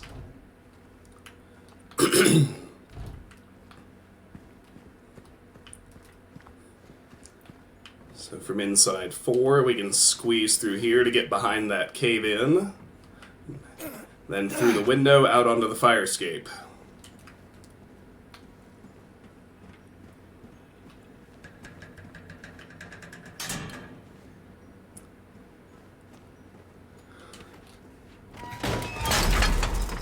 Which lets us get upstairs, but immediately collapses behind us.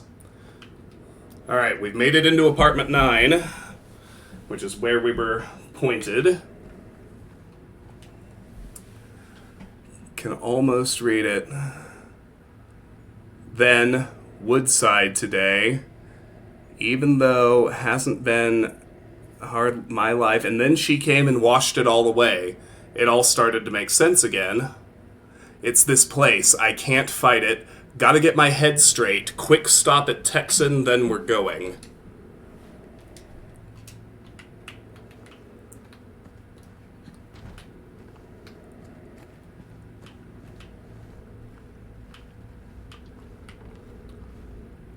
Well, there's a leak of some kind.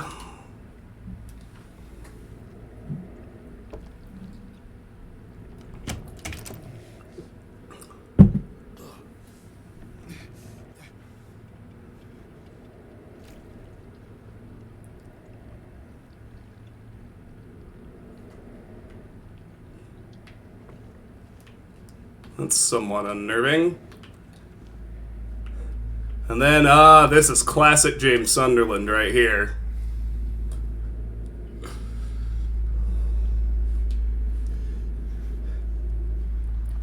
You have to confirm 3 times. You really have to force him to stick his hand in that hole. And there's the missing jukebox button. A small plastic button.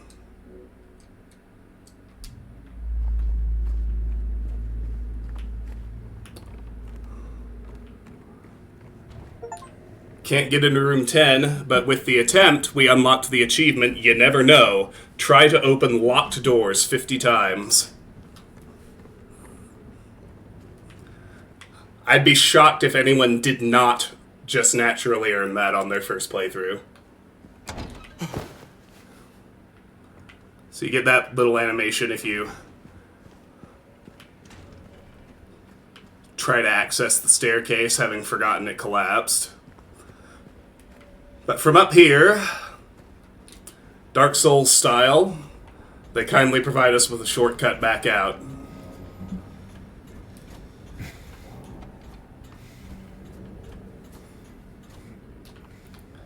Bloober did an excellent job with the level design, too. Everything is... I was shocked, I really was, but everything about this game almost is good. I've got a few gripes, which I'll talk about when we get to them. But overall, they just knocked it out of the park.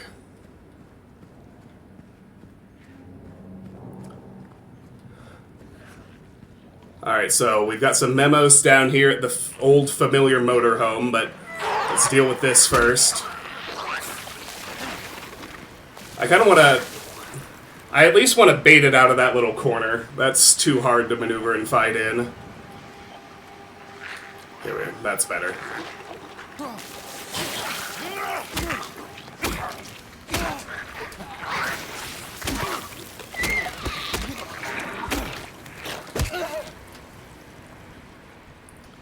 There we go. All right.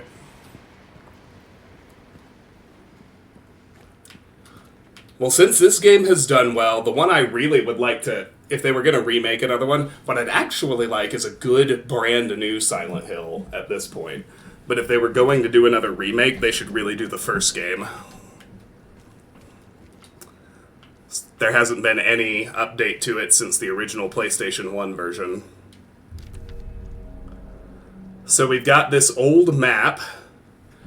So it's got all of the key item locations we found circled already. Question marks at Martin Street and Grand Market, which we already explored. But most importantly, it shows that it's possible to get through the apartment building to get to Nathan Avenue in the north.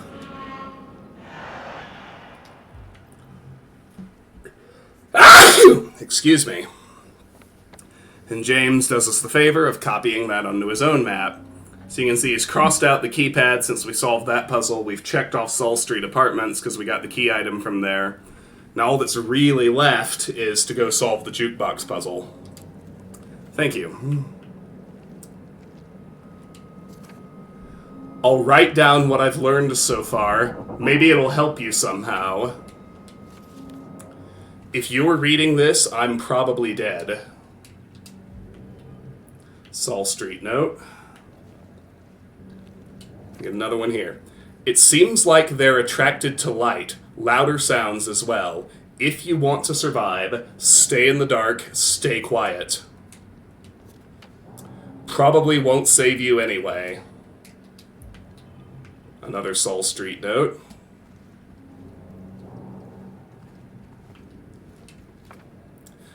They can be killed, just make sure they stay down.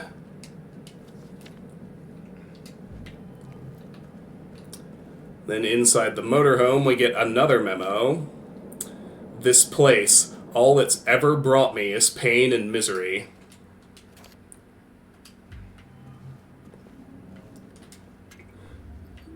And we can get a health drink out of here. With that, we've done absolutely everything we can do, except actually solve the jukebox puzzle. So let's go do that. We finally have all the items we need.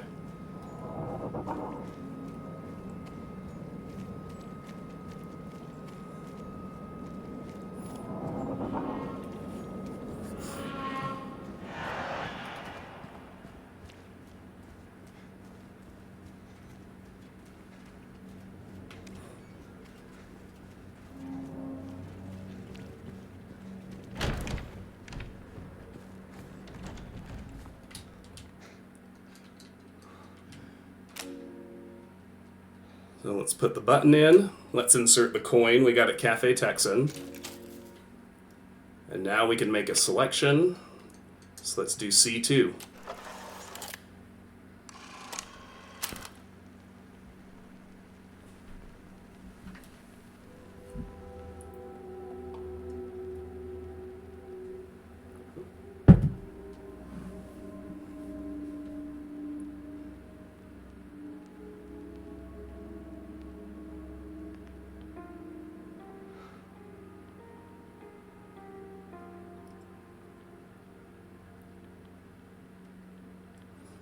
I love this addition to the game.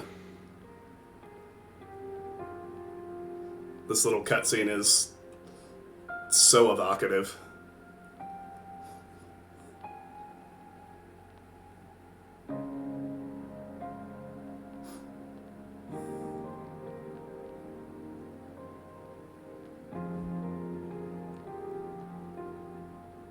Park on the lake. We spent the whole day there. Just the two of us staring at the water.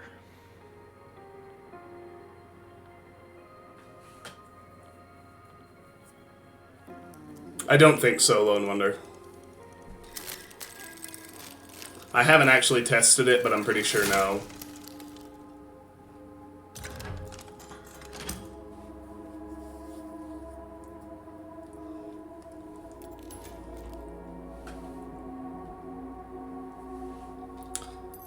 And lo and behold, we get the Neely's bar key.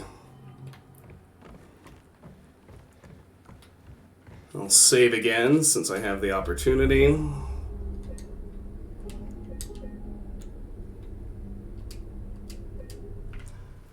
Because we hit a... Not immediately, I'll sort of announce it before we get there. We hit a sort of point of no return soon, where we kind of get railroaded to the apartments and everything we were able to explore gets closed off. It also spawns a bunch of enemies, and when we hit that gauntlet, rather than kill all the new enemies, that's just a waste of resources and inviting disaster. So we're just going to run past everything and run straight for the apartments, and the game kind of... It's obvious that's what the devs sort of intended at that point anyway. The game's cues are very strong. You'll see exactly what I mean. For now, we can use the Neely's bar key and access a new area. So this is another new mechanic they put in. You find these little roller carts that you can push around, and you can see an opening up high in front of me. When you push the cart into the right spot, the game lets you know by having the handles collapse. This is the simplest version, of course, because it's introducing the mechanic. Then we hop through here, and we can't go back.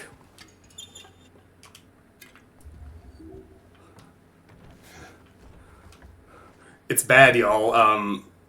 You remember that brain rot mod that Karis posted in the Discord several days ago? Maybe it's been weeks now. But I thought that was so funny, and I've watched it enough times now that I find myself starting to use the lingo. Like, we finna hit these ops. Lock in. Our next memo is here. He came back after you left. It's fine, he didn't try anything, he just seemed sad. Mumbled something about getting out of town with someone. I wasn't going to let him drive in his condition, so I locked him out. His car should be out back, maybe check if it's still there by morning. It's the greenish-blue one, plate number ending with 06, I think.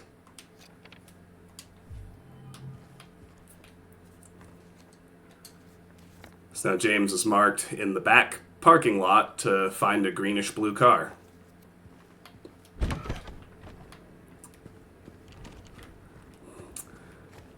See if we can peep any more heels.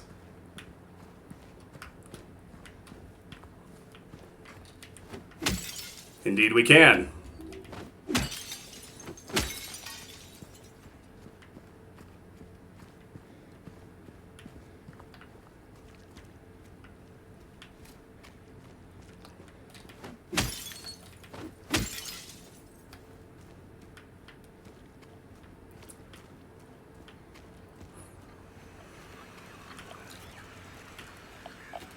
Creeper. Another one. I got that one before the radio static even had time to kick in. Awesome.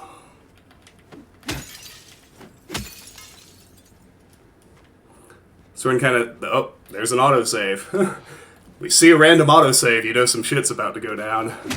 That's Video Games 101.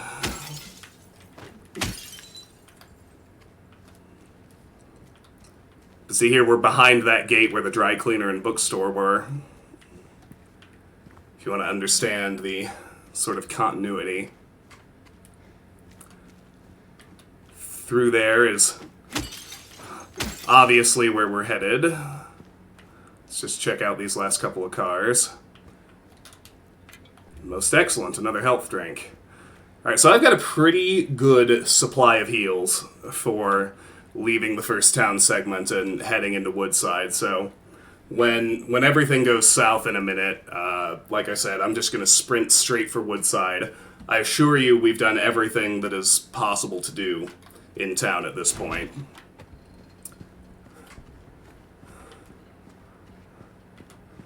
So through here, we've got another not the car. Here's a greenish-blue car with a plate ending in 06. And here's a bloody jacket.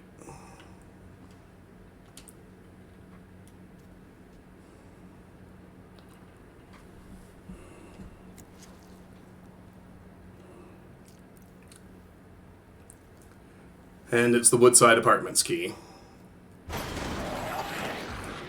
3 enemies have just busted in.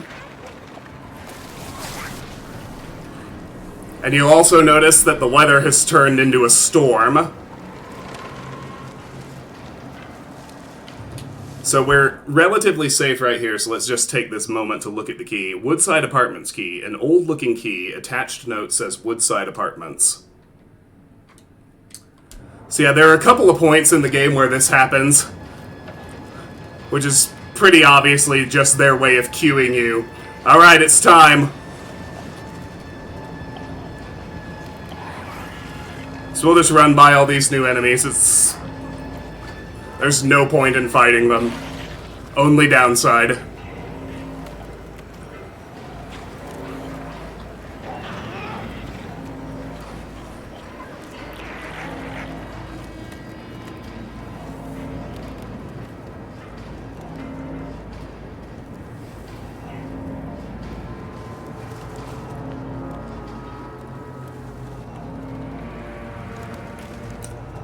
And we made it.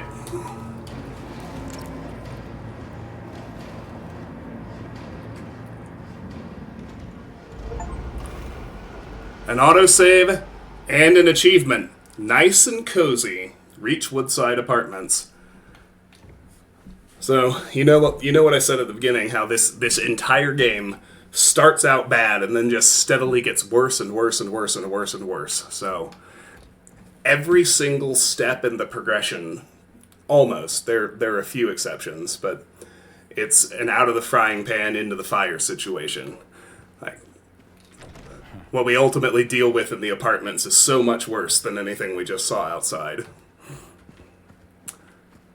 But for now, let's have a look around.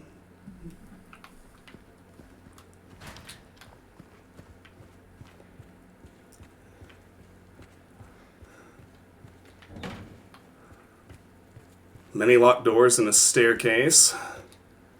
My usual habit is finish exploring the floor I'm on, at least to the extent I can. Here's a new memo. Excuse me. Dear Madam, in response to your complaint regarding the gunshots coming from apartment 217, we have paid a visit to the tenant, and he assured us that he does not own any firearms. He was fully cooperative and granted us access to the apartment. True to his words, we did not find any weapons or traces of using one. Should the noises persist, please inform the janitor. Sincerely, Woodside Apartments Administration.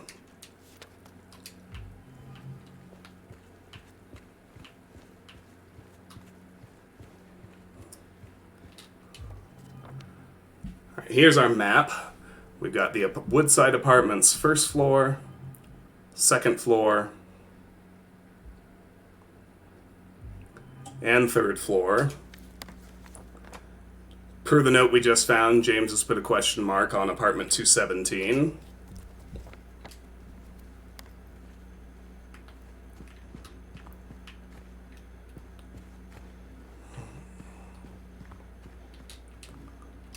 Locked door here. Locked door here. This bathroom, where you can find a bit of handgun ammo. Well, let's check this office. I'm going to wait just a second to save. I will save before we leave here. Don't worry. Do you hear the ambient music whenever it does kick in? Like, they use it pretty sparingly, but it's always just so perfectly atmospheric when they do use it. Akira Yamaoka is one of the absolute best at what he does. So, this is a reworked familiar puzzle.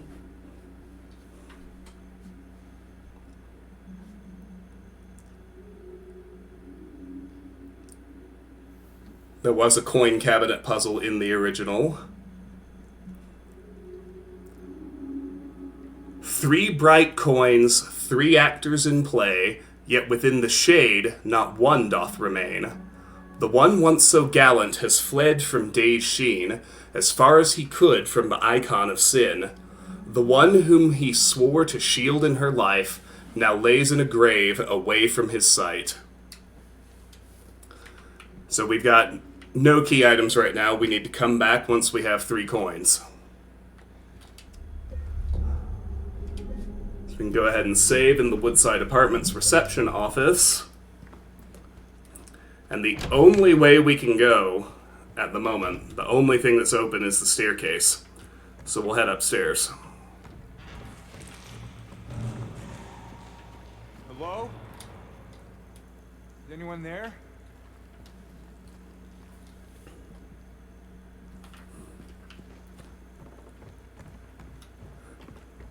Before I try to get off on any given, well, let's just see what's open.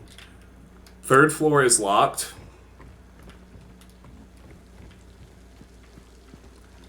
Heavy Viper. That's just ordinary graffiti. We can get a handgun ammo pickup at the very top of the stairs. That means we truly only have one way to go, and that's out onto the 2nd floor.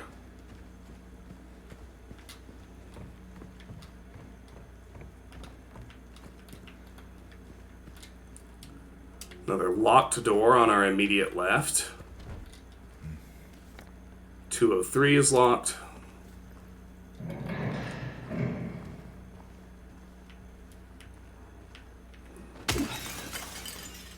We can still break windows. We're obviously being cued to go into 202. Let's just briefly check the rest of the hallway first. 201 is locked and we don't have a key, so 202 it is.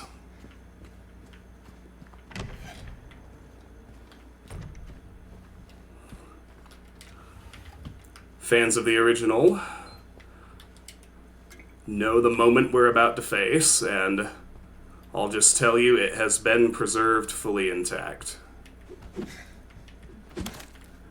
Unfortunately, even though you actually can see it crouching there, you have to let the ambush happen. So, we've got our flashlight.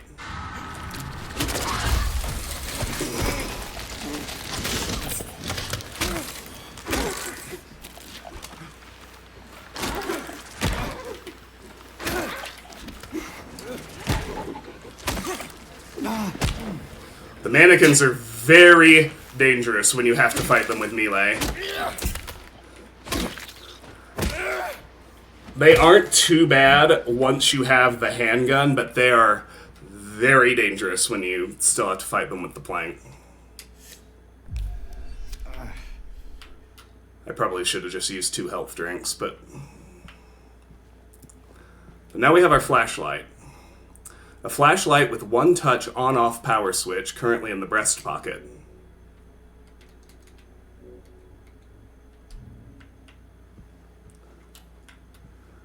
And like I said, I don't want to examine the photo, but I'll show you this right quick.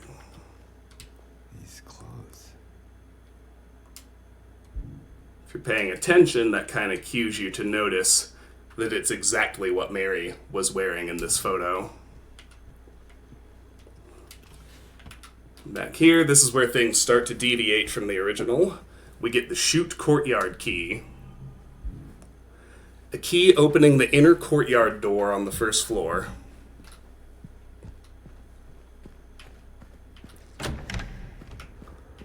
So that really only gives us one new place to try and check out.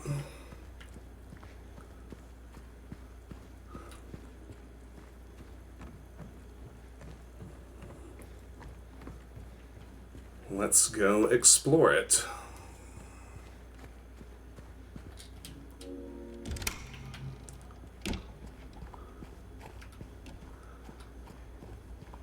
So, they have preserved the garbage chute, as you can see. They just moved it.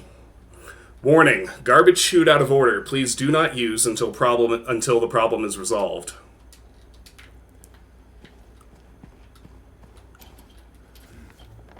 So we can't get to the courtyard with the exit to Rosewater Park. James has put a question mark by the garbage chute. That's locked. You can see the cart there. That ends up being the only way we can go. I'll explore the rest of it first.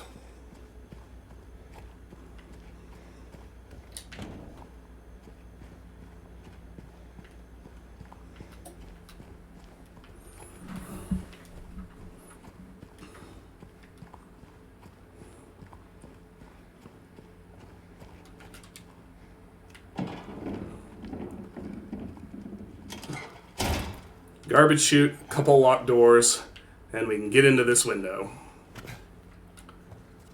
So we've landed in apartment 112.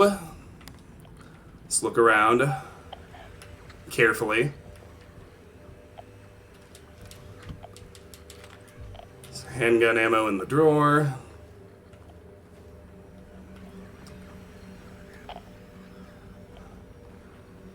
And a familiar bit of lore for fans of the original. Locane siblings murder. Perpetrator commits suicide in custody. Walter Sullivan, the culprit in a recent homicide case, was found dead, having taken his own life on the morning of the 22nd in his jail cell. According to the police statement, Sullivan's death was caused by blood loss resulting from severing his carotid artery with a soup spoon buried 2 inches in his neck. Sullivan was apprehended on the 18th of this month on account of brutally murdering Billy and Miriam Locane. Even though Walter Sullivan did not strike a former schoolmate from his hometown of Pleasant River as someone capable of murdering children, the schoolmate admits to having witnessed Sullivan in a state of severe paranoia shortly before his arrest. He was blurting out all sorts of strange stuff, like, he's trying to kill me, he's trying to punish me, the monster, the red devil. Forgive me, I did it, but it wasn't me, he recounts. I guess now that I think of it, he was kind of crazy, the schoolmate concludes.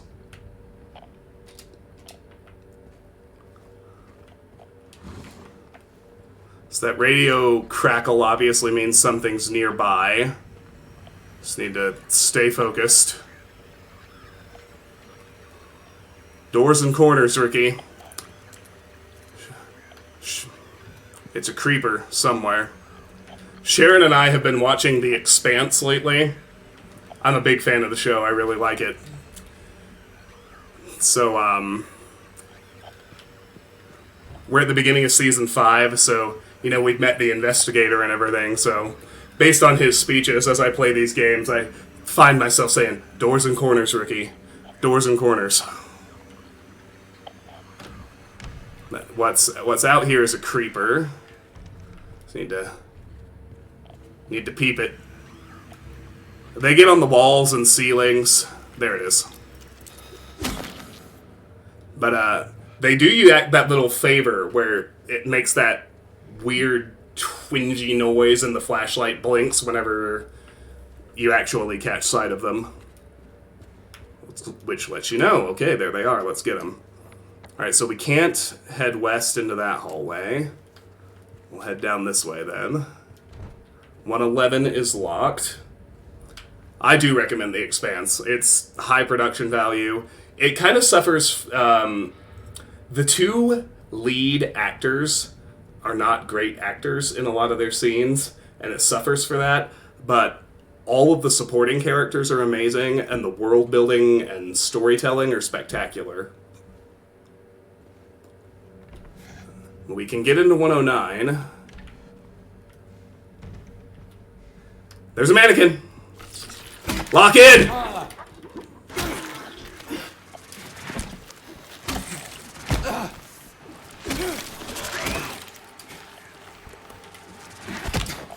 Damn it.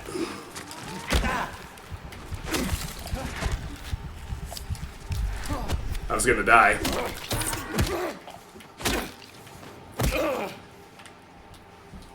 The good news is there are only a few I have to fight with just the wooden plank. That I still haven't figured them out with exclusively melee. They kick my trash every time. I've got the lying figures figured out pretty well. I'm not afraid of fighting them in melee, but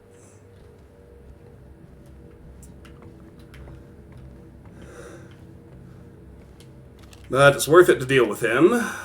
Or her, I guess. I don't know why I said him. All of the monsters are very obviously aggressively feminine. Alright, so there's everything we can do in 109. Let's keep going down the hallway. I guess technically if I were really playing smart, I could remember that mannequin is in there and leave 109 and come back after I have the handgun, but that would be a little weak sauce, wouldn't it? Alright, 110 is locked.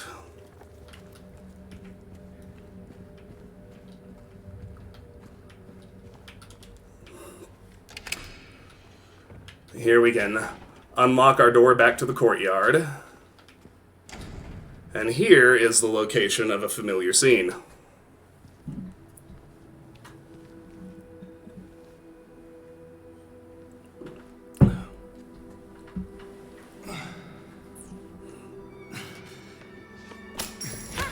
Hey!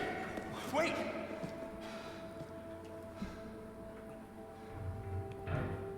Damn it.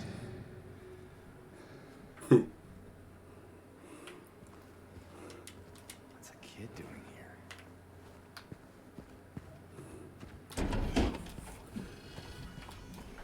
here? Alright, so at this moment it might seem like we have nowhere to go.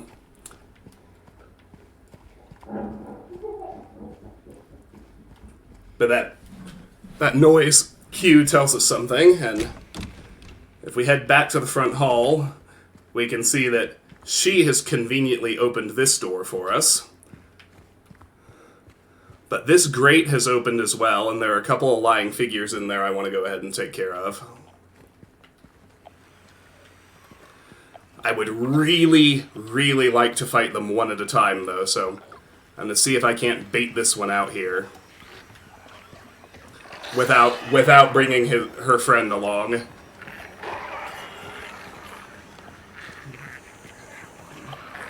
I'm probably not that lucky, though. Nope, they're both coming. I wonder if they'll follow me all the way to the courtyard.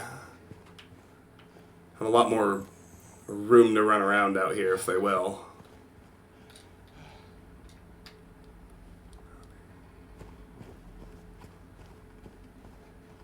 I bet they've just de-aggroed. Yeah, they're heading back. Maybe that works to my advantage. Let me see if I can actually sneak up on one.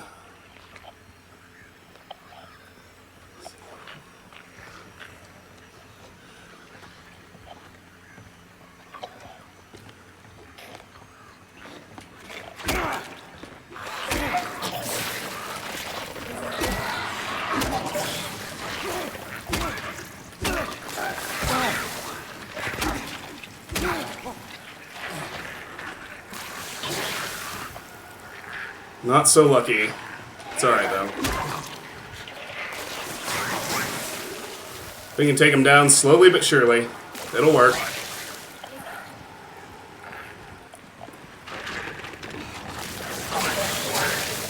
You might notice the lingering effect on their splatter. Yes, it damages you if you walk into it. Alright. Man, that was dumb.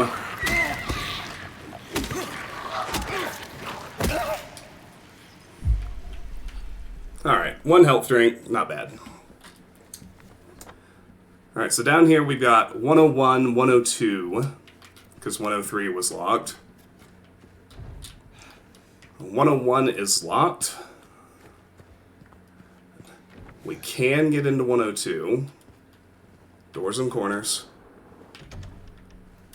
I can't remember if there's a mannequin in here or not. I think not, but there might be, so... Alright,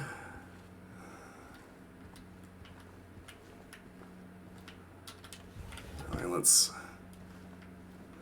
There are usually 2 or 3 searchables in every kitchen, and most of the time at least one of them has something, but not this time, I guess. Over here on the TV tray, we've got another strange photo. Valentine's Day. And it's just a photo of a hanging plant with a number 4. And in the bedroom,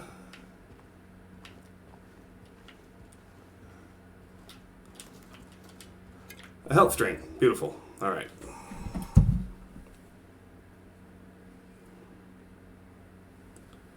All right.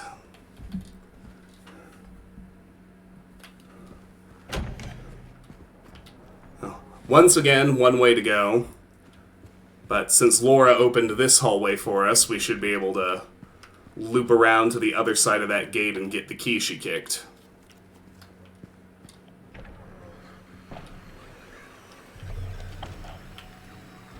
.104 is locked. 105 is locked. 106 is locked.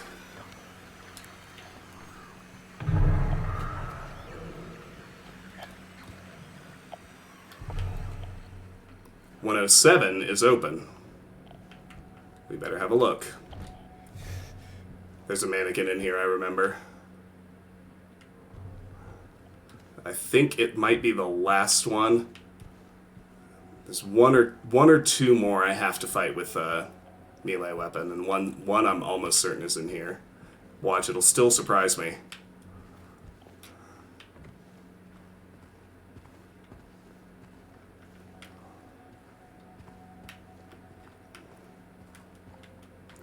No searchables in the kitchen at all. Oh no, there isn't an enemy in here. Never mind. I remember this room. It's not what I remembered. Okay, good. New key item for what will become a new puzzle. You'll see when we get there.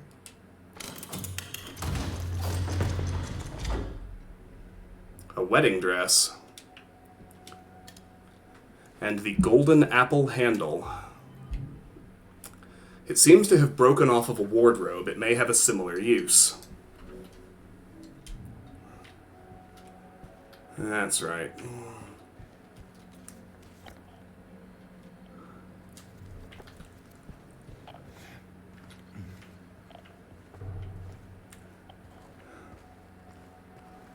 There's the key, but before we grab it, 107 is open as well, so let's just head in here and see what we see. Einsame Blumen, Opus 82.3, Robert Schumann.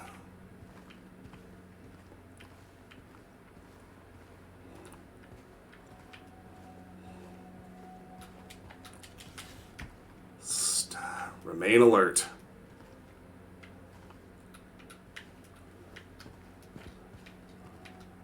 I have plenty of heals, but as you saw, you know, if I mess up and a mannequin gets an attack string off, it's enough to put me in danger of dying, even with the heals. Killing me fast. Examine that in a second. One room left, but... Quite the artist. A couple of bunnies. One looks sad and almost looks like it has a black eye. Alright, no enemies here either. A health drink and a couple of happy bunnies over there. Alright. Now let's grab the key, which is the second floor hallway key. So it should remember what that locked door is. A key to the hallway on the second floor.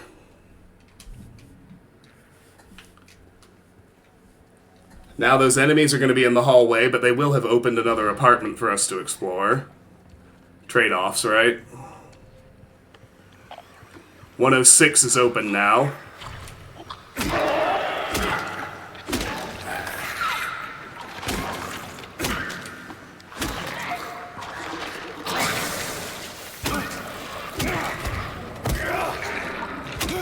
Oh, finally. Been a while since I had a flawless execution. Need to rebuild my confidence a bit. Creepers in here. You can get them when they're on the wall, as you saw just then. So in 106, we get another handgun clip.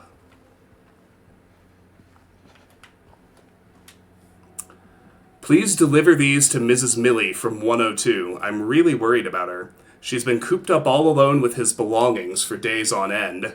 She won't even move them, and God forbid anyone else touch anything. It's breaking my heart just thinking about it.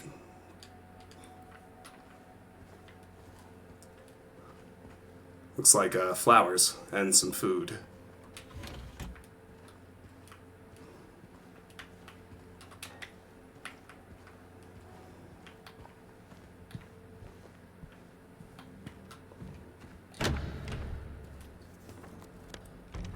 All right.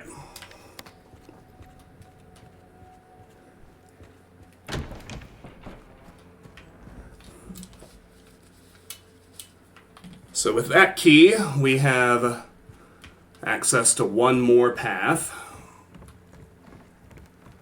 which is the locked door back up here on the second floor.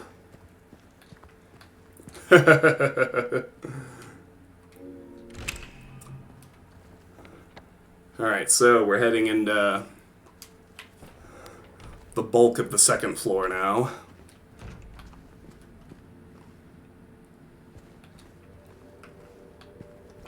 Oh yeah. Get ready, boys and girls and others. What could have killed that lying figure? Why is it just lying there dead?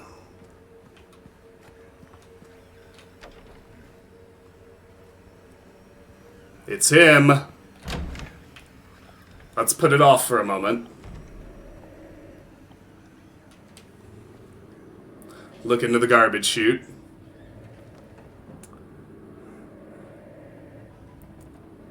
And there we see this game's instance of the prisoner coin.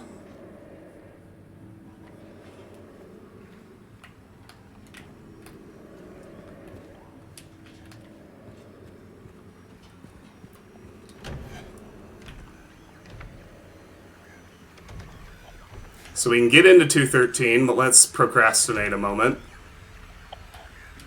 212 is locked. This is lifted directly out of the original. In the first instance, he just stands there and stares at you. And it is such a perfect intro, and it is so unnerving. And doesn't he look amazing in the remake? Anyway, to proceed, we need to head into room 213. Chilly climate.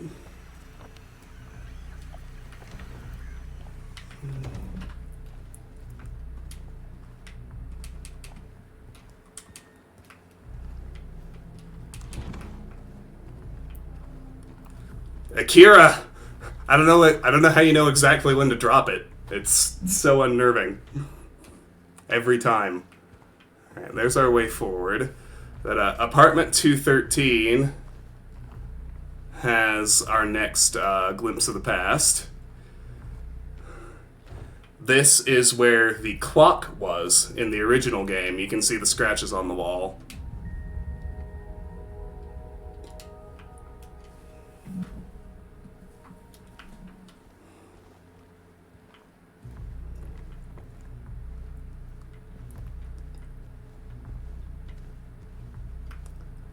I suppose we'll go ahead and squeeze through. And we're near a stairway, and we have found our way to the north wing where 217 is, where we're curious about the gun sounds. Due to the ongoing renovation works, tenants are asked to keep out of the third floor of the building. Sincerely, Woodside Apartments Administration. It may actually be that I only had to fight the two mannequins without the handgun. I thought it was more than that, but that's excellent news. 215 is locked, 214 is locked, 216 is locked. We can get into 217. There are bullet holes everywhere.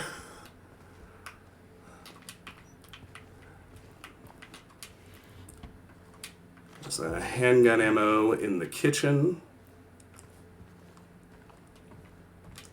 More of it in the closet. Shell casings everywhere too. More of it by the TV. And then in another moment taken straight out of the original, the handgun itself is here in this shopping cart.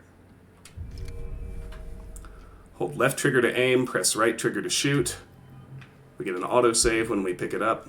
A light semi-automatic pistol. Holds 10 rounds per magazine. Not much stopping power, but easy to use. Now, just like the original game, that's a lie. The handgun is an awesome weapon. In fact, I dare say it's probably the most versatile and useful weapon in the entire game. It's useful right up to the final boss. It's never too weak to be worthwhile. So, we've got 30 bullets. James has loaded it for us. So, there's a... Now that we've got the gun, there are different things you can do to the enemies, because combat's significantly evolved since the original. For mannequins, with one to three bullets, generally, if we manage to hit them in the legs, we can force them to their knees, and if we can close the distance and do a melee attack while they're on their knees, it's an instant kill. So that's how I'm going to be handling mannequins for the rest of the game. Now that we have the handgun,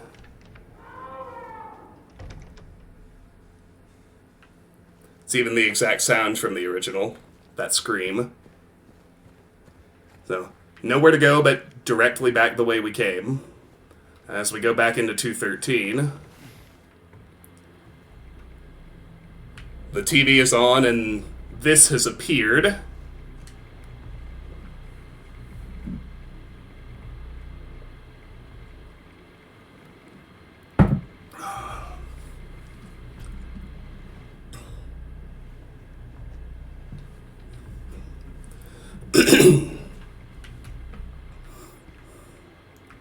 As well as this. Apartment 212 key. Alright, so that's just right back outside. Of course, he's gone now.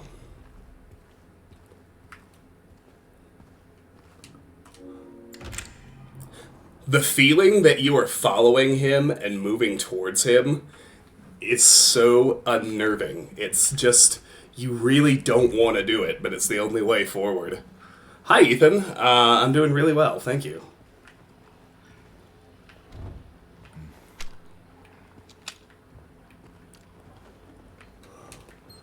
Look around in here, stay alert. I'm rich with health drinks, and I've got a reasonably good ammo supply, but I've got no syringes. So I need to not be stingy with the ammo. I need to avoid getting to critical health. It was like you saw when that last mannequin almost killed me. The syringe is your oh shit, save yourself button, but I'm out of them right now.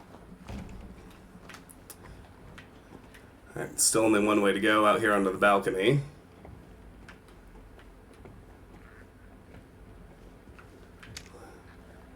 Mannequin. So I'll demo on this one. 2 that time.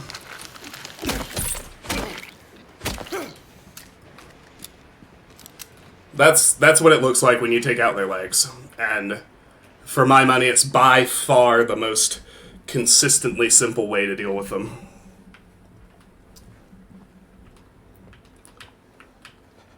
So we're in 210. Let's explore in here first.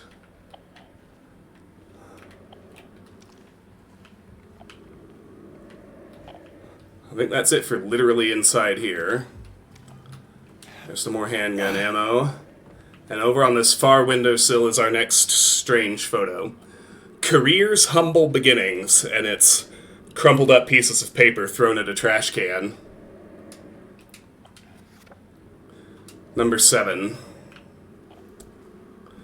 Yeah, so even when you get to the nurses, you have to kill several nurses with just the handgun. I prefer to use the shotgun for them. You can trade 1 shell for a dead nurse, even on hard, and it's always a worthwhile trade. But with the mannequins, and even with the nurses, it takes more headshots to kill them than it does leg shots to kneecap them and then finish them with melee. So, for generally all of the enemies in the game, that leg shot turns out to be the most efficient way to take them out. With the handgun. If you're using the shotgun or the rifle, you want to go for either a close-up, full-body shot, or with the rifle, you do want to go for headshots, if you can line them up. Anyway, we'll head out into the hallway now. It's that unnerving moment when you realize we are where we saw him.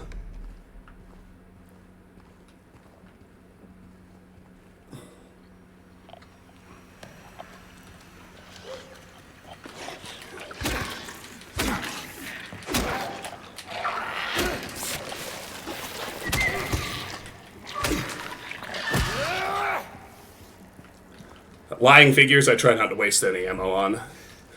because as long as you're observant of their animations and dodge when you need to, they're pretty easy to deal with just melee.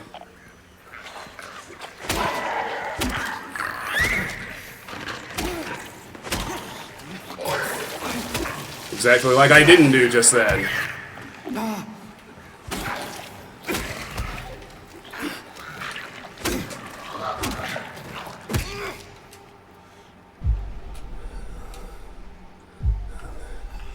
That's right.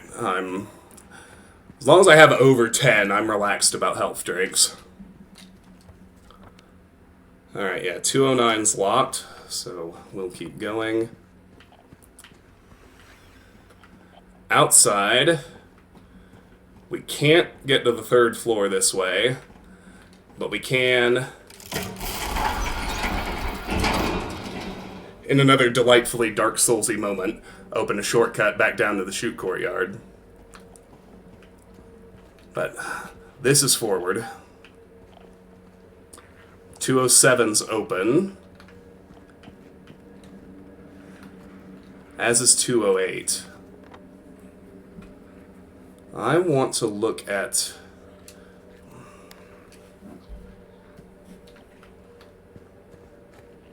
And we just got a grate here. Let's look at 207 first.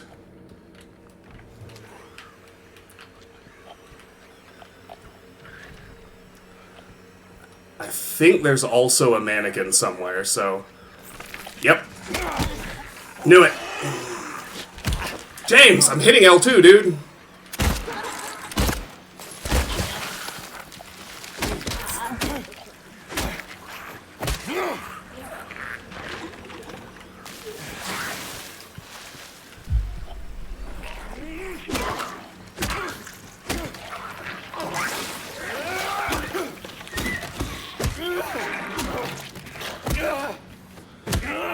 Whew.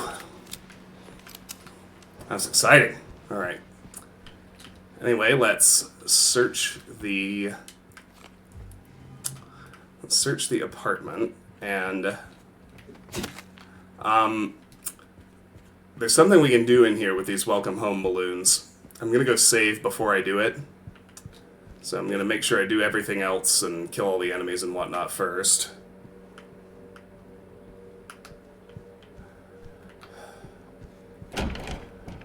Yeah, we can go through here to get around to the other side of the gate. So it seems like maybe I should backtrack and explore 208 first anyway, because I believe this is actually the way forward. So yeah, we'll do that. So let's take a moment to check out 208.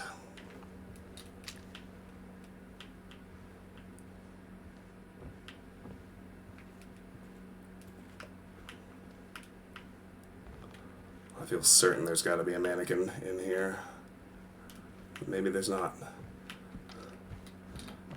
Okay, no, I lied. 208 is the way forward. I recognize the puzzle, so... Okay, we'll go back to 207. Let me see what's through the balcony. Maybe it's just supplies. Oh, it's literally nothing. I see. Okay, then. Except a door will unlock later. Okay, perfect. So, there's an achievement for shooting out all of these balloons, but that's a waste of 11 handgun bullets, which is a very, very extreme waste at this point in the game. So I'm gonna go save, then I'll shoot the balloons to get the achievement, and then I'm gonna load the save to get my ammo back. Because it ain't worth it. But we will unlock it for that, to scratch that 100% itch.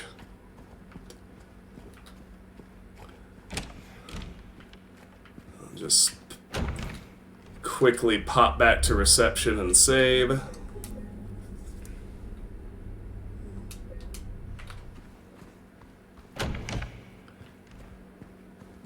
This being my third playthrough, I have a pretty good sense for how, how to play this game. So I'm going to go ahead and if I'm doing well on resource management or not, and we're doing fine right now. Like, even though I don't have a syringe, I've got plenty of healing and plenty of ammo, so I'm not worried. But I also don't want to waste 11 shots, so let's shoot out the balloons right quick.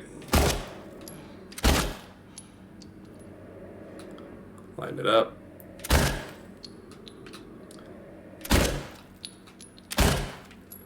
James is perpetually untrained with the pistol.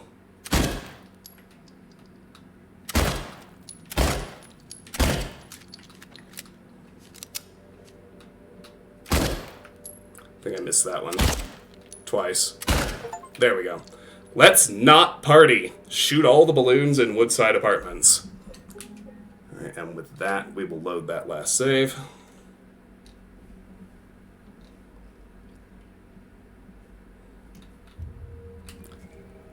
Get my 11 bullets back, but everything... Actually, I used 13, if you count the 2 misses. Get all my bullets back, now that we have the achievement. And we will proceed into 208.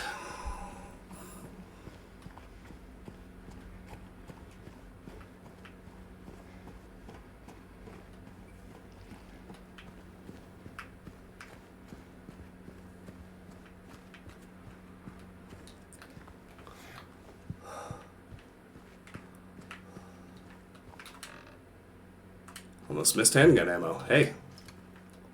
Alright. You must think I'm cruel, but this prison is of your own making. The choice was yours. I watched you make it, over and over and over again. This time's not gonna be any different, and I'll be here, watching. Hi, dude. Really, really enjoying Silent Hill 2, and life is good. How are you?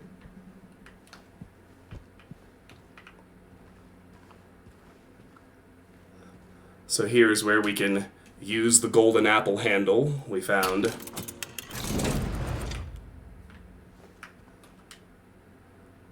So we see into this freaky looking room with the safe in the middle.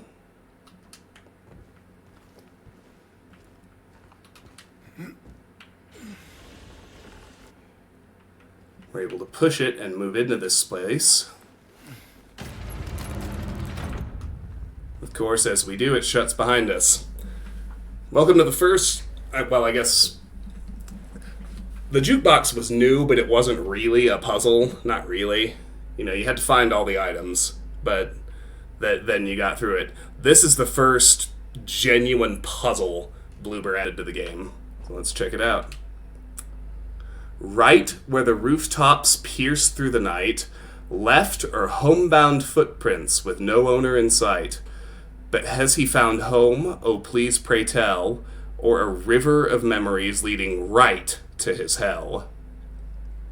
So if you look at the words that are larger than the others, you can see right rooftops, left footprints, river right. No words in the third line are in that larger set. That ends up being the key, so we kind of have to look around.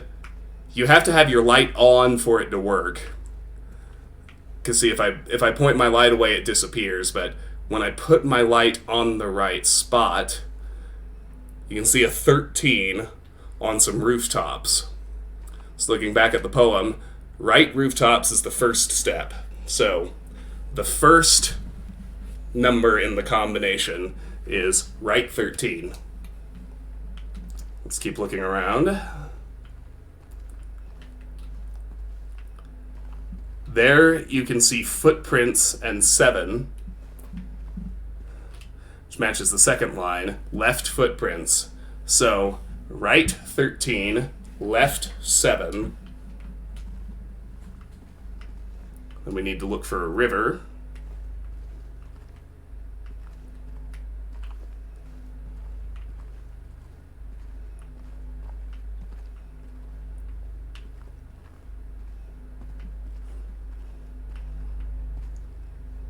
Now, I find this to be an interesting addition Bloober put in.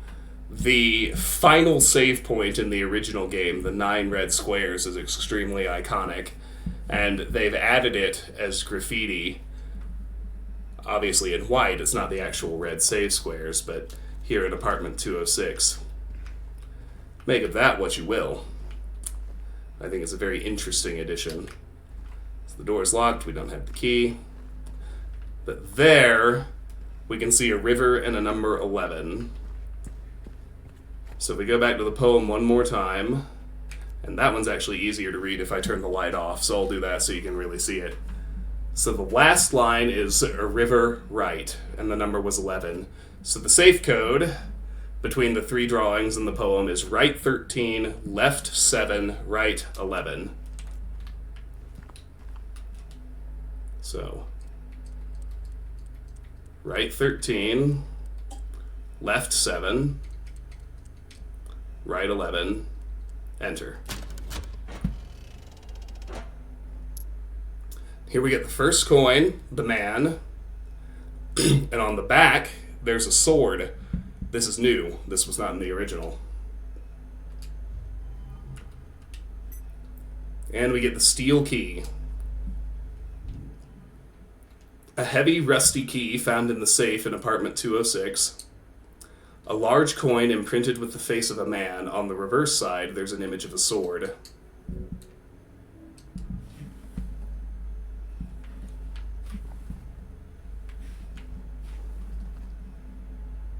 All right. So the steel key lets us out.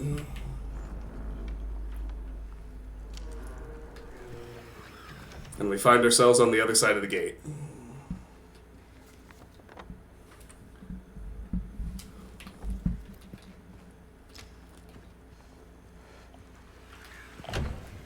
So that's 206 where I just came out of. 205's open. There's a creeper in here for sure. If I can find it. There it is. And the 2. And a 3.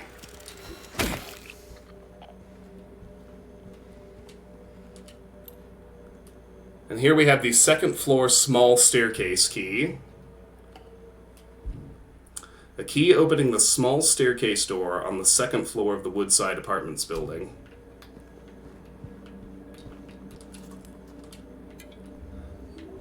And a health drink. Very good.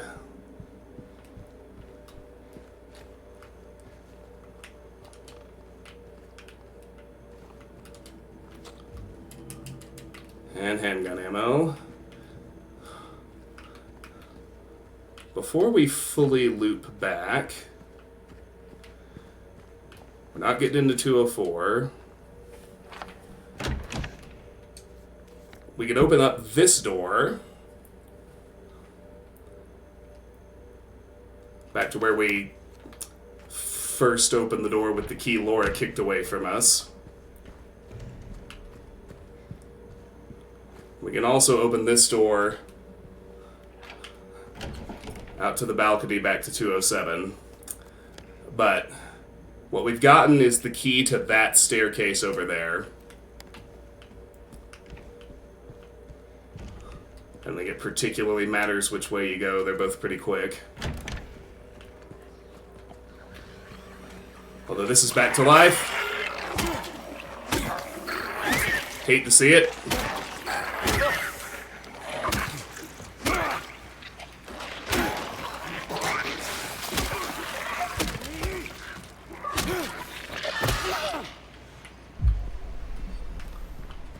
That really didn't go well, but c'est la vie.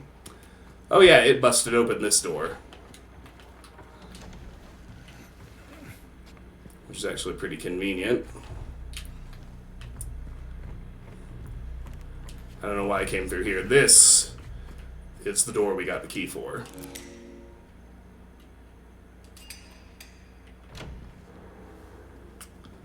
Alright, so fresh save point.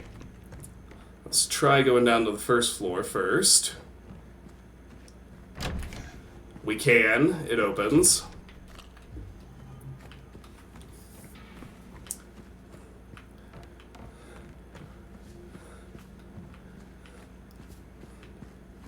We can also go to the 3rd floor. They're both open. We do have to do both. Doesn't really matter what order you do them in. I am going to take the opportunity to save. And I'm going to go upstairs first. But it really doesn't matter what order you do them in.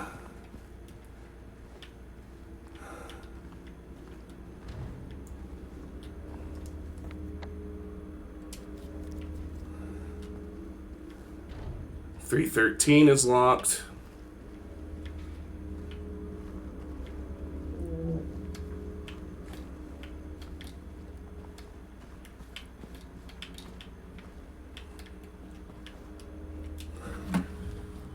Nowhere to go back here, but there are 4 precious handgun bullets.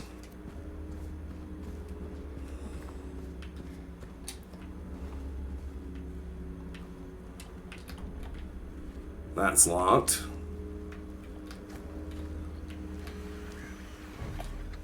.312 is locked.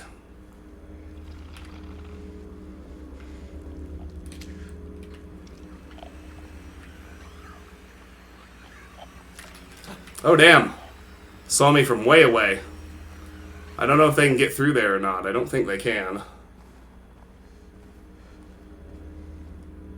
Yeah, it was in the hallway on the other side, but I managed to aggro it with my flashlight.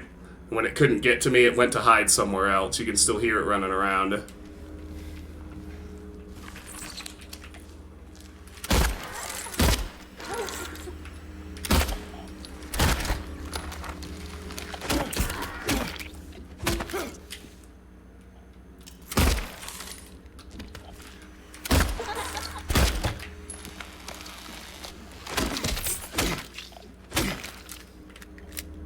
As long as you're really careful and really thorough, the mannequins are not hard to deal with if you've got the handgun.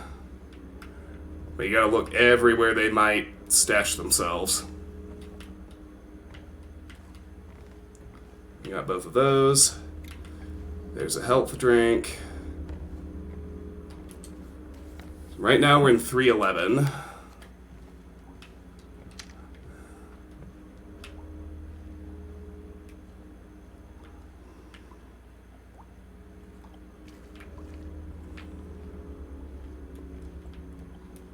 Check every corner. Now I can search the kitchen, I think. Before we head through into... oh, I guess we're already in 309. There's one. I don't want to run into that room. Might have friends. Let's pull her out here and kneecap her here.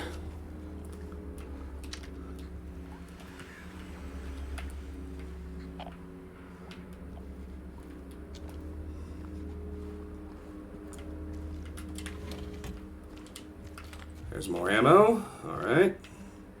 Not bad.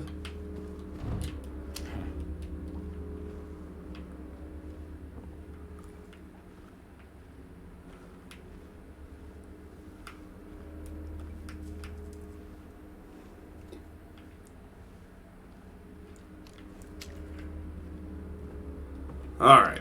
Whew. Handgun ammo.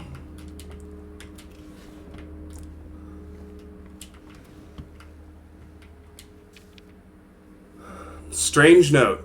I know there is something there. I know. I can feel it. It all looks normal, but it's not. It's underneath, pulsing, trying to get out. Is it trying to get out? Or should I get in? I have to uncover it, rip it to the surface. Peel it off layer by layer so I can see it. I know it's there.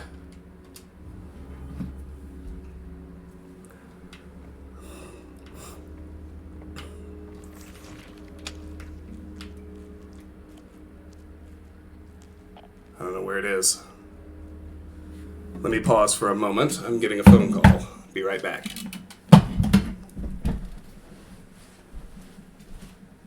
Cade, how's it going?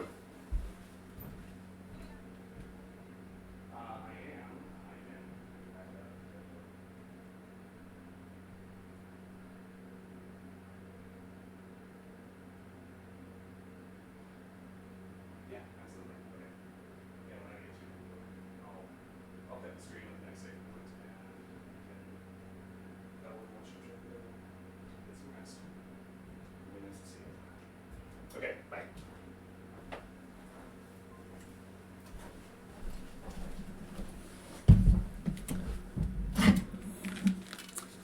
All right, that's sort of our official warning. I'm gonna cut the stream at the next good stopping point. You'll kind of know it when we get there, but we aggroed one inside this room, but I don't think they can get through these holes. Yes. So it'll run off and hide again. So let's squeeze through here.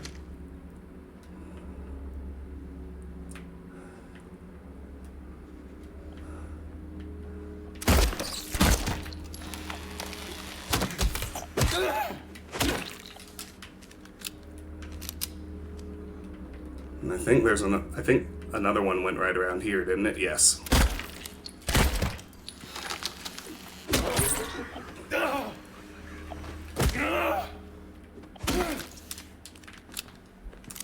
All right.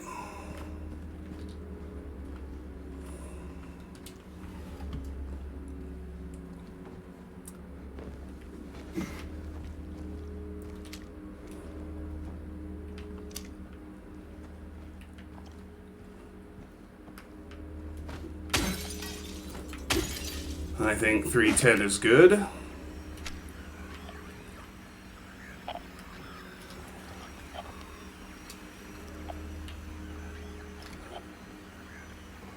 Head into 312.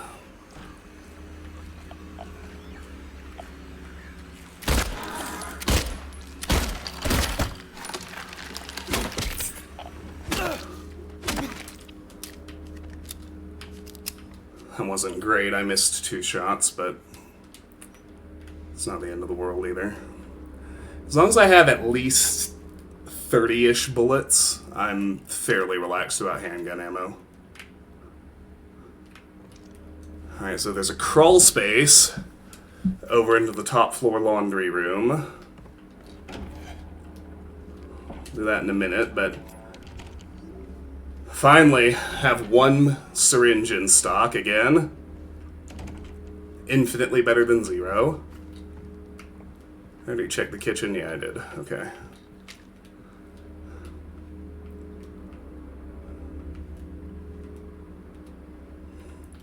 And there's a health drink.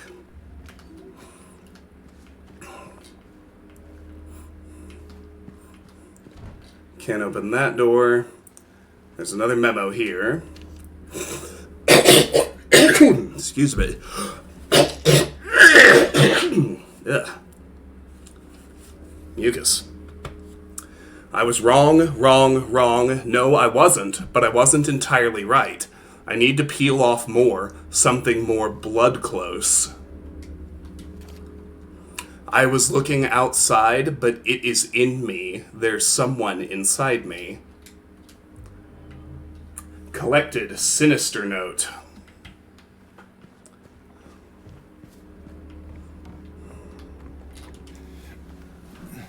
Alright, so then through here into the laundry room, we can unlock the main exit. Get some handgun ammo. And you know it, the canned juice is back.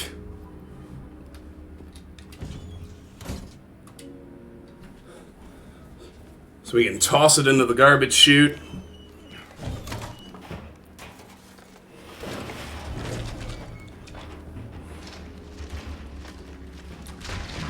I like that they kept one of the most esoteric and silly puzzles from the original in the game entirely unchanged. That was a great decision.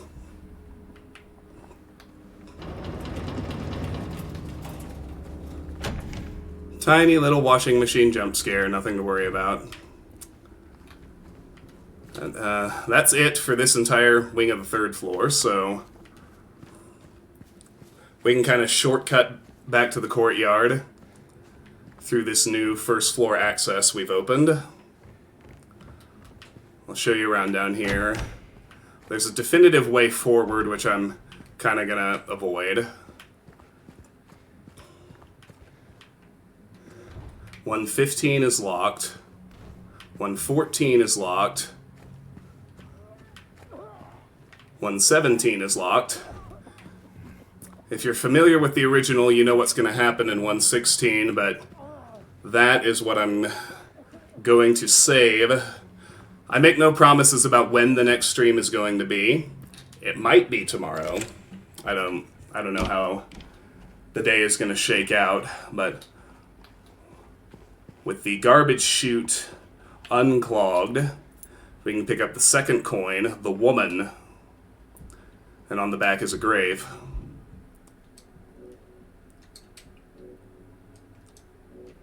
A large coin imprinted with an image of a young woman. There's an image of a gravestone on the reverse side.